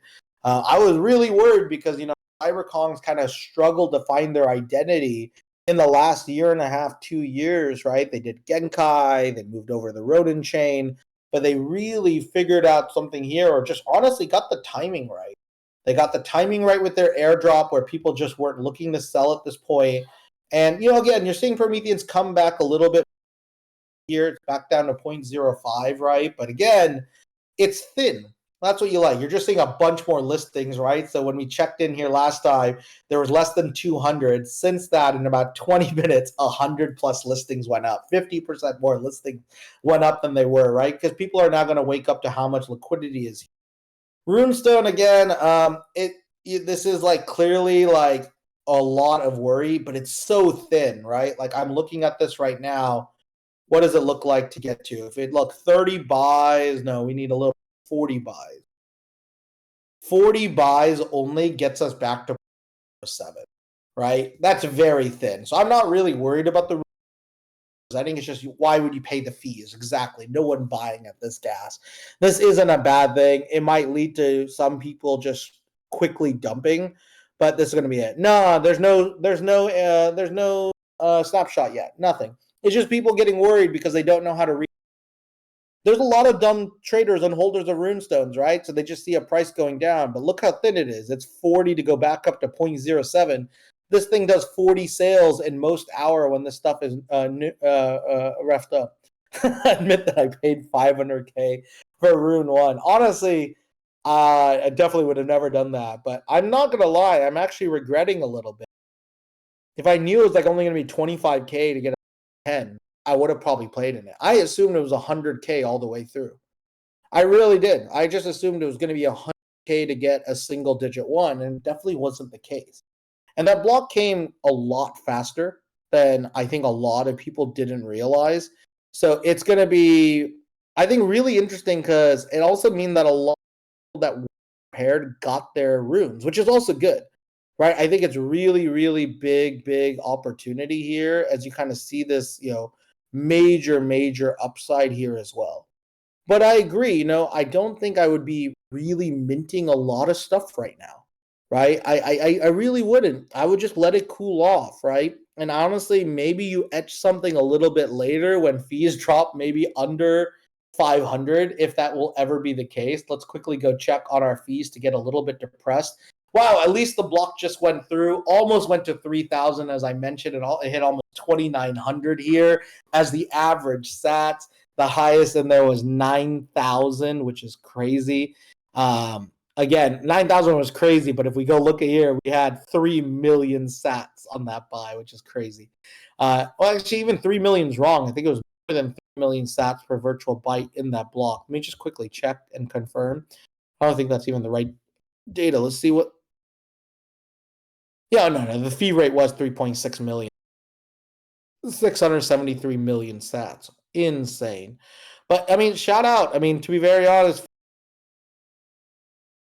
was how much you could have bought one CyberKong for once upon a time, if you remember that. if Kongs have that treasury and they've been holding it correctly, I think this might have been the best deployment, and it gives them a nice, huge opportunity here as well, right? Which I think is big. I think Runestone will get back right up to. It's a number 3 rune. Why would they not? Why would this not be a top 1? This has the best provenance. I was never expecting, right, Runestone to be that high. But imagine if Runestone didn't announce the charity and somehow got the funding itself to win it, and then said number 3, right, it would have been a huge opportunity. It would have been a huge opportunity. It would have been way more bullish. But now this conversation is like Promethean 2. But I'd be worried on Promethean, just to be very honest. Bad buy. Great job by them. But there's a huge delta between number 1 and number 2, and you can see it. It's now dropped down again. Promethean's now under floor price of what runestones are, right? And they're again both really thin, right? But I'm telling you, as the gas clears up, runestone will be right back up to like 0.08, 0.09. It's a little thick around 0.09. Time to eat through that. But them winning rune number 3 is going to be really powerful. Elemental runes land could be, you could story, right? I think what's more interesting for elemental runes, based off what you just noted, Bounty Hunter, that they were 16, right? So let's go back to Luminex real quick and go check that out real quick and see what is number 16. We'll go through this. We'll go to the second page. Number 16 is Rare Wizard, right? So this was essentially the team here. Great. We saw that, and we were talking about that a little bit earlier. So that's more important. They got technically number 16 here, right, which is really bullish for them. Getting number 16 as a number is great. I think they could build great story about it. They should actually tell this story that there's some like 16 wizards and 16 elements. Like, it could be great. But the honest truth is, in the end, right, is you could just use it as a plus. Like, if they're the first to inscribe on a rare sat, they could build that as a narrative. But let's be honest, this is shit coins. I don't care what the parents inscribed on. I just want to trade these shit coins in the end, right? And I share this with you because even in general, rare sats and vintage sats really mean anything. They really don't. They're not being valued by collectors here, right? Which is pretty crazy here at the moment, right? So this is kind of why you want to make sure that you have a good understanding of where these assets are going to go. So let's quickly go back to Magic Eden and just look at the market cap based off how these have changed. And again, I don't think Runestone's showing the right market cap, but it looks brutal. Assume they clear that 40, this should be closer to now 500 million market cap. That's really what it should be looking at, 500 to 600 million market cap. But this is super bearish to a certain extent, right? But this is right. You get bullish news, go into it. We're all hoping for this event to create max wealth. This event didn't create max wealth, that we are telling you guys here as well, right? Is that it was always just going to be the whales positioning to now reset the narrative in this market. Maybe for some of you who got Satoshis in cheap, you might have killed it. Awesome. I'm glad a few of you did that. Maybe a few of you were able to get some etches in that were really cheap. I'm glad. I'm glad you were able to kill it. But in the end, you don't really want to do anything. So what does this lead to? And we can kind of take a shift over here, because I don't think we even need to do that much live stuff at the moment right now. What's your answer? You all know your answer. Start farming on testnet again. You still have progress to be able to go here. Incredibly bullish here as well. And because of this, right, we're going to have a huge opportunity here as well. Who is Nikki's? You're sharing this. Is this like actually? Who's this? I don't know. Is this just a fake thing here? I don't even know what this is. Ordinal Hive doing runes. I'm trying to see what you guys are all tweeting at me and sharing at a real time. I wish there was a better good feed here as well. Fihu Layer. Oh, so we actually do have someone who's claimed this token. Awesome. Shout out to Master Gokusan here, of course, always helping out. As we look at this Fihulit status, what we see really quickly is these guys seem to be claiming, here, let me show it on my screen as well, that Ah, shit. Okay. I gotta screen share my other screen real quick. Okay. It says, entrusted with the first mandate, we are inviting pioneers to become the guardians of Fehu, granting first access to the Paleolithic epoch of the Fehuliths to the esteemed holders of Ordi, runestones, and Arsic meta protocol. They've already done a snapshot. Interesting. So this is the actual group. Have they announced anything since that statement? That does look like their logo. So it's a quad roll up on Bitcoin. I don't even know what that means. So I'm going to have to go learn about this. I don't know if these guys are the ones who won it. This could be interesting. Do you have any confirmation, Master Gokusan, that these are them? Or is this just like the first thing we've been able to find thus far on it? No worries if you haven't. I appreciate you sharing it. Just curious here as well, all right, as we kind of get to this. Yeah, it makes sense. I mean, this could be it. I mean, it looks like all the numbers are there. Just could that been a worse name, like for rune number one? Like, can you have considered a worse name? Like, hey guys, we all need to ape rune number one. What could it be?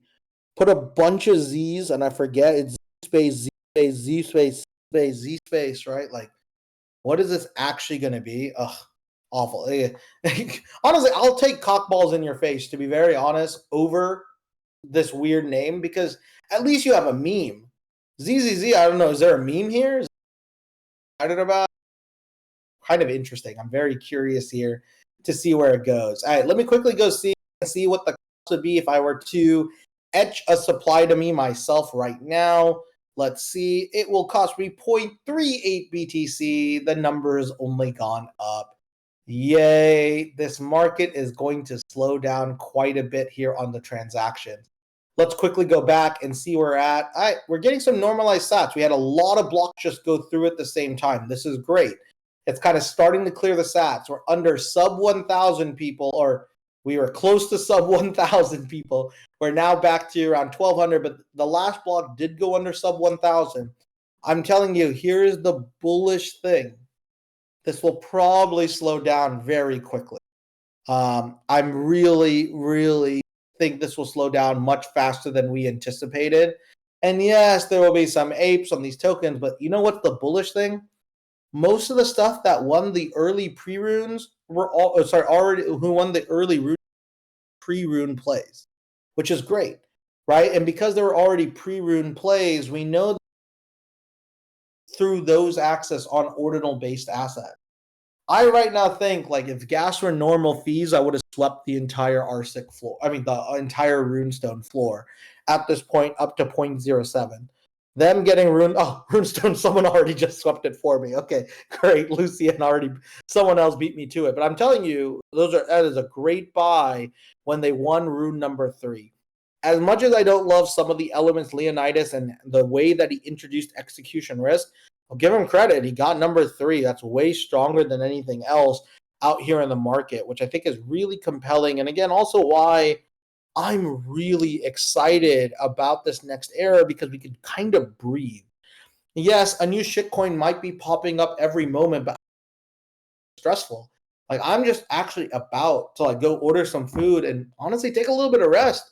Maybe watch one of these playoff basketball games right now. Actually, in my hometown, Sacramento Kings are playing versus the New Orleans Pelicans. But I think this is kind of the nice little fun thing here is that we kind of were here. We saw this culture.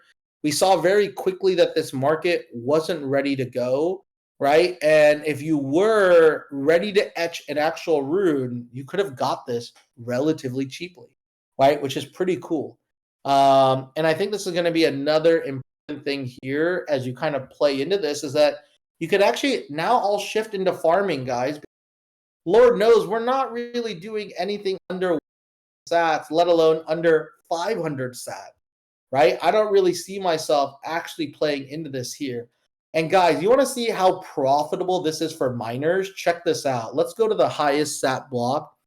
So it looks like it was this 2,879. I'm going to show you what the miner won.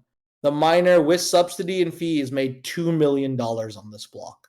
And this isn't even the halving block. That was just the highest sats here. That miner just made $2 million on this. Crazy, right? And then let's go see. I'm curious. So what happened to the epic sat? I'm curious. So the miner on the halving block made $2.59 million, which is also just as crazy here. But that means that there was tons of transactions. Look, this guy got in for $500 using. God damn, dude, I'm actually really impressed. I should have fucking put this stuff in. I should have put a bunch of stuff queued into here as well. I guess there's this other digital artifact character that someone created again in the halving block for $200 here as well. We're seeing a few other. This one paid $85,000. Let's see what their delegate inscription was. Who won this? What is this? Oh yeah, this is the wolf pup one. We don't really care. Lobo the wolf or something. That's from Buoyant Capital. So they spent around what? Invalid params? How dare you? How dare you? My parameters are fine. These guys paid $85,000 to get that one here as well. So as you can see, really crazy, crazy, crazy upside. And you're right, Wild West Crypto. The miners got not only 2.5 million, also got the Epic, which means that they probably got $6 to $8 million off this on that block. Crazy. But here's the good thing: at least miners, what their half of their their subsidies, right? Because that's what the halving did. It cut down the Bitcoin reward per block mined by half. So what our goal is, or what a lot of people, Casey was trying to do, he was trying to make essentially Rune Zero increase the fees by 2x for the market on average, so that the overall capital per mined block was still the same, even though the subsidies dropped in half potentially, right? That was kind of the belief that they're trying to do, right? And that's not even true. It's not double. It needs to be triple, to be honest, right, on that front. So I'm very curious to see how this is all going to play out. What you're seeing here is that there's tons of opportunity that are coming. So we have three major ones that are coming. Right? Runestones are getting 3 out of the first 10 rune tokens. How can you not be bullish? That's true, right? If you're owning runestones, be getting airdrops as well here when people start realizing this, assuming Fihu layer is the one that what we are thinking. It does look like these guys are doing snapshots to be able to get this here as well, which is really, really cool. And that's kind of the fun little thing here as well. A bunch of opportunity. Runestone holders getting 889,000 of the dog tokens per runestone, correct? I think that's what Master Gokusan is saying based off the supply. So you're almost getting 1 million of those tokens based off the supply they've ended up choosing. Pretty cool here as well. Burger Buck says, I do trade a lot of memes for years. To be honest, if you know what to do, you could easily make a lot of money. Memes belong. Seems following meme hypes works on ordinals right now, but I don't think it. Only a couple of projects, WAGMI, Ord Collection works, but not memes on BTC. Invest wisely when the market cool downs. What interests me most is BTC layers too. I agree. I kind of don't give a fuck about the memes, to be honest. I'll be honest. I'm with Burger Bucks on that front. That's why I'm not over investing here at the moment right now. And the good thing is that honestly, it looked like pre-runes was still the play, right? Pre-runes was always the play. Getting runestones, getting Arsic, getting Tiny Vikings, getting Wizards, getting Sigma, getting Prometheans. These have always were the play. And 90% of the market faded that, which is really, really bullish here as well. And this is kind of why you have a huge opportunity now to kind of take that advantage and see how this market plays. But you know what this does? It actually sidelines the market a little. Good for all of us farmers. As farmers, BTC L2s are our future. This is what we're going to do. We've just got through the halving. Kind of a little bit of a dud. I'm sorry that there wasn't more really cool things here at the moment right now. But at the moment, right, what you are kind of recognizing really quickly is honestly, this market is going to quickly update and quickly change a lot of the meta here this next week. I agree. It was very lackluster, to be honest, because we all got caught off. Like, I thought Like, I was only talking for 5 minutes when that first block was being made and we saw those first few bids, and I feel a lot of other people were getting other blocks kind of getting set in, but it felt like it was pre-mined, right? And this is kind of what we see with these details here, is that there's always these other elements here. Yeah, the play was to etch for $14. The play was to etch for $100, $200, and you could have been in that first halving block and gotten a sub probably 1,000 rune, if I remember correctly, on those numbers. That was the play. And crazy, right? We all technically could have had an opportunity. I wasn't planning to etch. I don't really care about low inscriptions myself, but at that dollar number, honestly, even at sub 10, if someone told me you give me $25,000, I'll give you 10 or top 20 rune, I'll be really bullish. No, Alka Gelso got those three. What it's saying is Runestone got number 3, but number 1 and number 9 are also stating that they will give airdrops to Runestone, right? Accordingly, if the Fehu layer Twitter that we found is true, and we know Lobo the Wolf Pup is Buoyant Capital. They're the guys who paid 8 BTC for the Runestone. So they own the original Runestone, and they've already noted that give us that upside here as well. So this is kind of where you recognize that there's value in Runestone for sure. I think Runestone, as people, if Fehu especially notes that they're going to be airdropping to Runestone holders, like Runestone should go to 0.15. They should, absolutely, at that point, right? This is just because you're getting 3 runes in the top 10 by owning 1, right? It's pretty amazing number. So I know, as you might see the Runestone dump, it does look like it got swept earlier. Lucien had kind of noted it. Let's just go quickly check where all of this is. Where are our baby Runestones? Come on. Yeah, back to 0.062. It got swept up to. It's super thin, 0.064. Honestly, it's about to hit 0.07. It's less than 10 or 12 sales away from that. Then it gets a little bit thick, try to get to 0.08. You know, it looks like we're going to have to get through about 200-ish buys. But when the market, if Fehu wakes up, right? If Fehu wakes up and does tell us they're giving it to Runestones, Runestones will get 1, 3, and 9. That's the most bullish narrative on Runestone thus far.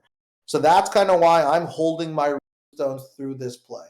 It's going to be insane to see how that pre-allocation meta, pre-rune meta plays. So what's the next question we have? And we'll kind of wrap up. Spend too much time here, guys, as we wrap up.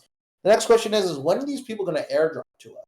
That's the next alpha delta, right? Is like, who is going to spend the most money to do an airdrop, right? And if these do get under 250, we know that's the number that Leonidas is aiming for Runestone, so we at least have a good anchor there. But it also means people are going to front run that. So I think there are going to be some people, especially those who have like sub 21K supply, might try to like actually allocate an airdrop very quickly, i.e. Prometheus. This is the other reason I do like Prometheus. 4 or 5 days ago, they came late into this market. But holy shit, they're putting in the money. If they're putting in the money, then why would they stop now? Why wouldn't they just go try to build the large airdrop as soon as exchanges are ready to go to trade, sell, and buy? Actually makes a lot of sense for them to front run that, and that would allow them to capture a lot of the value here too. And that's kind of the other important thing you want to see is that there's still meta to evolve from here. There are still ways and directions this could all play out. But as farmers, all we know is see this event, what are we thinking? These guys are going to keep unlocking this long term. Dude, Shiroi, getting 333.7 and what you paid like, I'm like honestly super impressed. That is like super legit. I'm super glad. Honestly, if any of you guys have pre-mined like a sub 1,000 token, just DM me. I'm curious. I'll figure out something. I see we could use it, but it is pretty great. Yeah, I think Runestone will be a good option, to be honest. if this is true. We already know we're getting number 3 and number 9 stone holder. That's already bullish in and of itself, right? And if that's the case, right, what's really compelling here, right, is that we can then unlock all these opportunities that are going to flow right back into farming opportunities, right, which is going to be great. Yeah, massive dump on Arctic. Let's check. I mean, when we say dump, it could just be littering and no one buying, right? Because that's actually the problem here. Well, here, we're looking at some activity here. Rune Doors, because they got an early buying here at the moment right now. Arctic did heavy dump. Let's just go see how thin this floor is. Oh, it's actually really thick, surprisingly. I mean, it can get up to oh yeah, I can get to 0.06 relatively quickly, right? What are we looking at? Let's just look at the numbers here real quick. Yeah, we're looking at what? Back to 0.07 in 60 buys. This is like someone just layered it and is freaking out. And again, I'm not sure why it's such a bad sell here. Arctic still got a low number as well. Why would this all the way through? Pretty interesting. I'm very curious to see where this is going to go. But I think this is kind of why this market just is very shallow still, because most of these people don't know what they're doing. So what you're going to see now, right, is that this is all now going to let's see how this market plays out. So I think we're going to take a wait and see mode here, right? We're going to see how these pre-rune guys are going to do their air. Let's see how Satoshi Nakamoto and Meme Economics play out. Those are the two that were available to pre-mine in the first 10.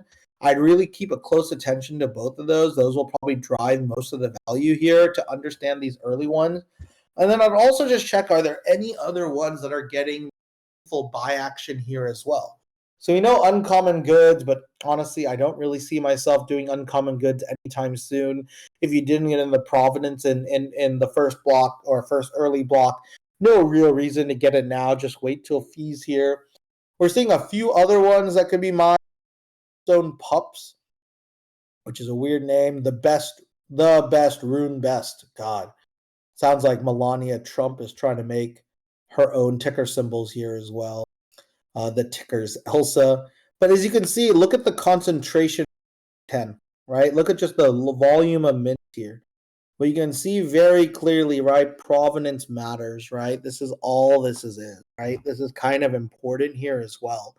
So because of this, right, it's nuts. Yeah, buying Runestone with gas is 0.013. But that also lets you know someone just swept at them with gas at around 0.012. But remember, here's the other cool thing. You could buy these and put them at lower gas, right, in the main pool, so that they just kind of get taken up, right? And then maybe when it like dumps lower than 250, those will be like confirmed. Again, you might get sniped on these as well too. So that's kind of the craziest thing here. So again, there could be absolute opportunities. Yeah, Lucien, we've just said, it does look like the market is going after them. I don't know any details about Nakamoto or Meme Economics. We don't know who they are or what those projects are yet. So we're going to definitely spend a little bit of interesting opportunity. Yeah, Deweezy is cool. Like Hoop, cool to see that. It was, sucks that someone paid 140,000 and failed to etch and block 840,000.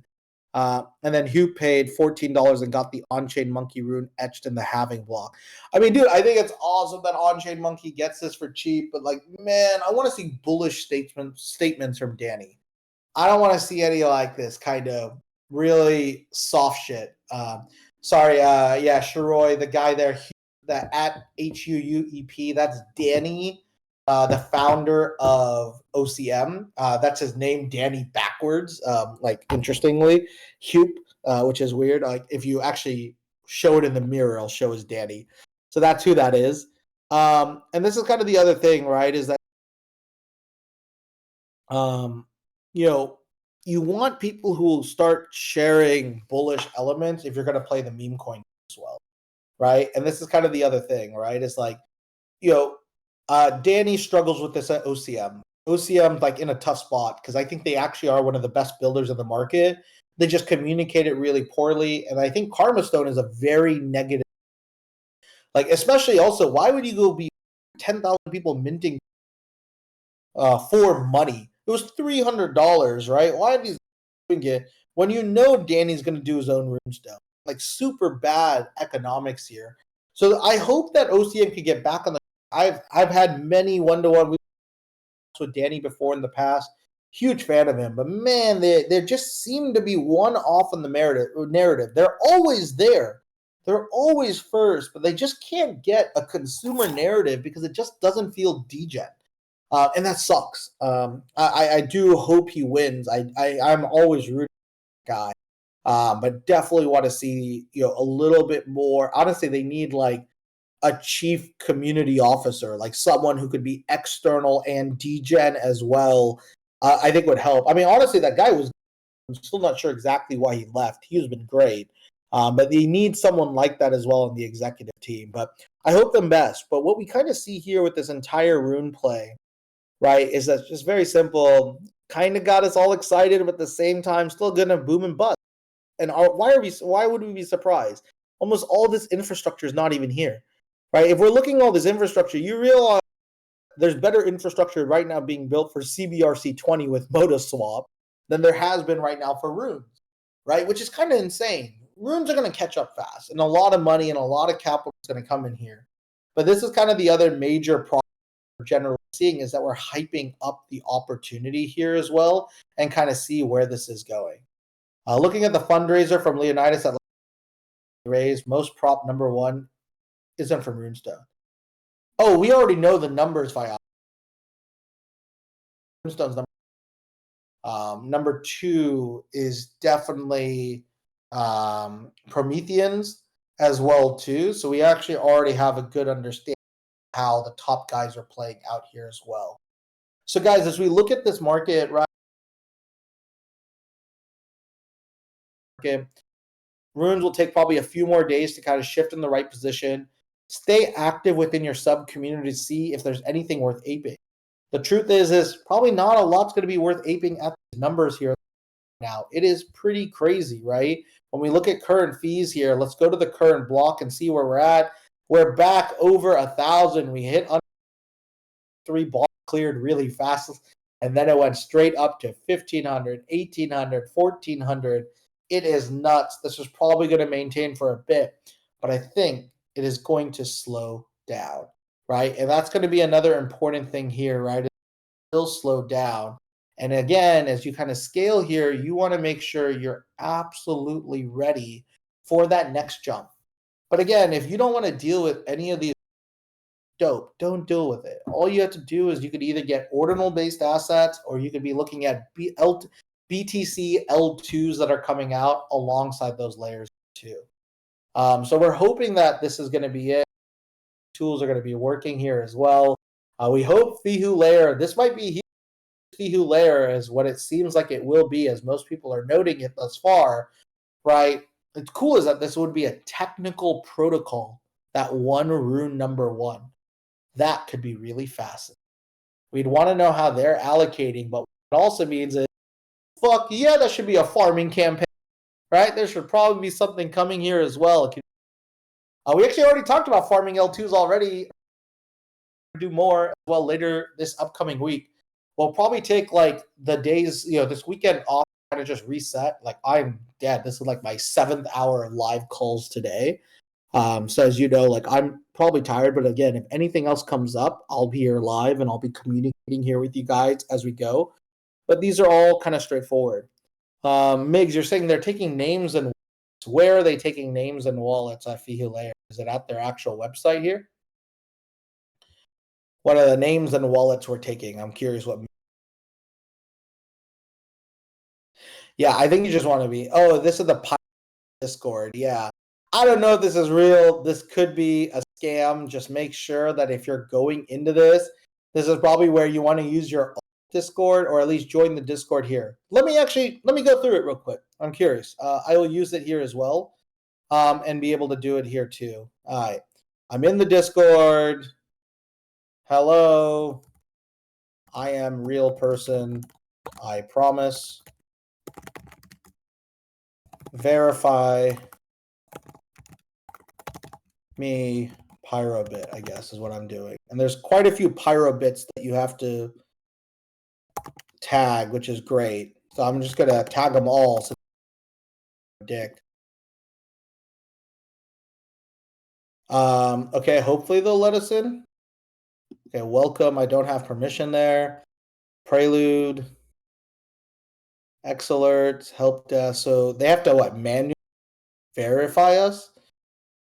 Ooh, I see Cassius Clay just to the welcome room. How do you get in? What's up with that?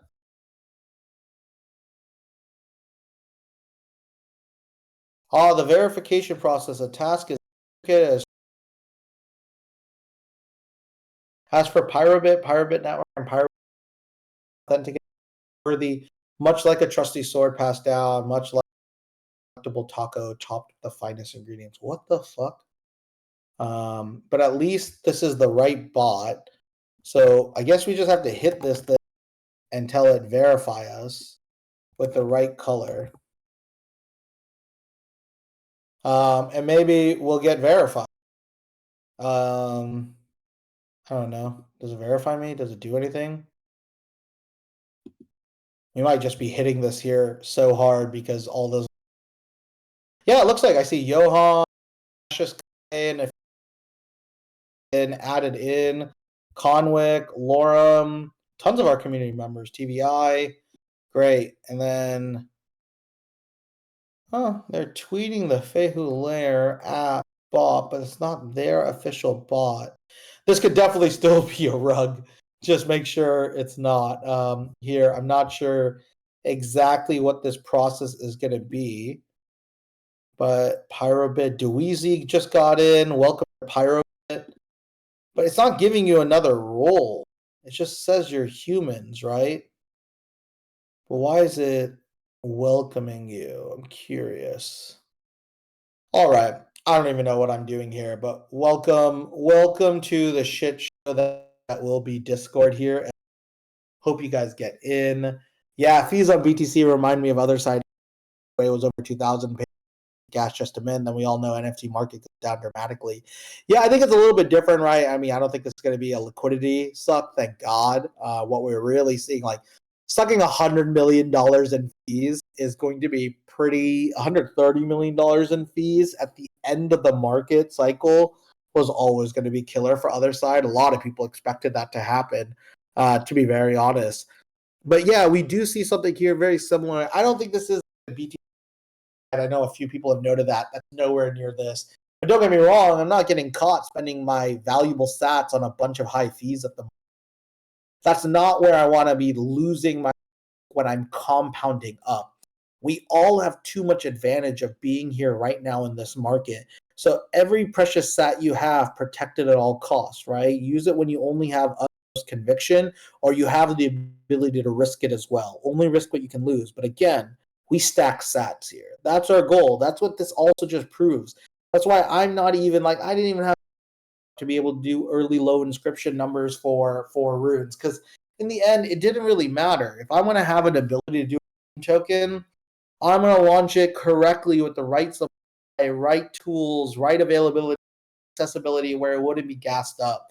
So I think this is going to be a huge opportunity for each and every one of us as we kind of get ready for the wonderful, wonderful post-halving. But as we go to the post-halving world, what do we all understand now? All we have to do is get ready for all the protocols that are about to come. Maybe Fehu layer is one. So right now, if you are smart, right, you can definitely go to Fehu layer and go follow this just for the speculation. We have no clue if this is actually it. I don't even know who any of these people are, but definitely follow that along and see where it can be here as well. All right, guys, I'm going to allow you all to jump and enjoy the rest of your day. Enjoy the rest of your halving. Thanks for joining us in this community, but our real work starts next week. Let the market bring the liquidity to us. Let them bring and make the soil of our lands stronger, so much vibrant, and so many more people. And by farming, by being pioneers, by being barons, by being these explorers, we're going to have a really healthy position in the next 6 months, in the next 12 months, in the next 18 months. We think with that lens, and we're going to operate and win the entire BTC infrastructure layer collectively. That's our win. That's our journey. That's our destiny. With that, as Ronin Samurais, we're going to let you all enjoy the rest of your day. Enjoy your weekend. It's been a long week. This is the time. I'm actually going to go do some dinner here as well, which is awesome here. Oh, Rune Guardians official details. Does this mean they got number 4? Is that what you're telling me? Or they're the 4th one to win that? Is that what you're trying to tell me?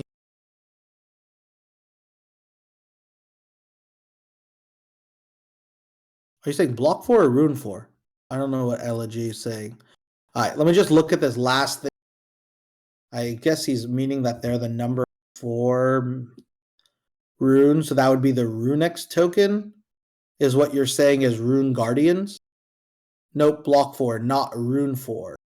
So you're saying, they got 902. Block 840,004, right? The 4th block after halving. Totally understood. Whoo! Oh man, this is gonna. Yeah, no, Guardians didn't do. Not getting a top 100. Honestly, if you were a pre-run company and you did not get in that first block, you're a pretty bearish company at this point. That's all you should have had your resources ready for on multiple opportunities. So I'm very surprised that it didn't come into kind of connection here as well. But I'm glad that a lot of you did get in to that kind of opportunity here as well. Hope that a few of these got rune 4. I'm curious what Bitmachine got. I'm curious what got. We'll hopefully hear it in the market over the next few days. But the good thing is nothing really to rush about. Keep an eye on Luminex. That's really what you're going to do. Come into Luminex and just see what's happening here on this just mint threshold. See if anything else is picking up a lot of volume here. If so, maybe there's a way to grab. Right now, it's just really Satoshi Nakamoto and Meme Economics are the ones that are kind of filling up slowly but surely. Go check out a little bit of the other tools. Let's see if Rune Alpha XYZ ever updated their market tool. Nope, they did not. How disappointing. But again, welcome to the market. Oh, they did do it. They mint through here. And it's got a little bit better numbers. We got 35. Wow, they're saying Meme Economics already has 72% has been minted? What? That's crazy. I just want to see the numbers on this. 15,000 mints already. They already have 2,000 unique holders. Wow. Grinding this like crazy. Very interesting. This guy's done 100 transactions to get this one. All right, well, at least Rune Alpha's got some interesting data here as well. I'm going to share here in our chat.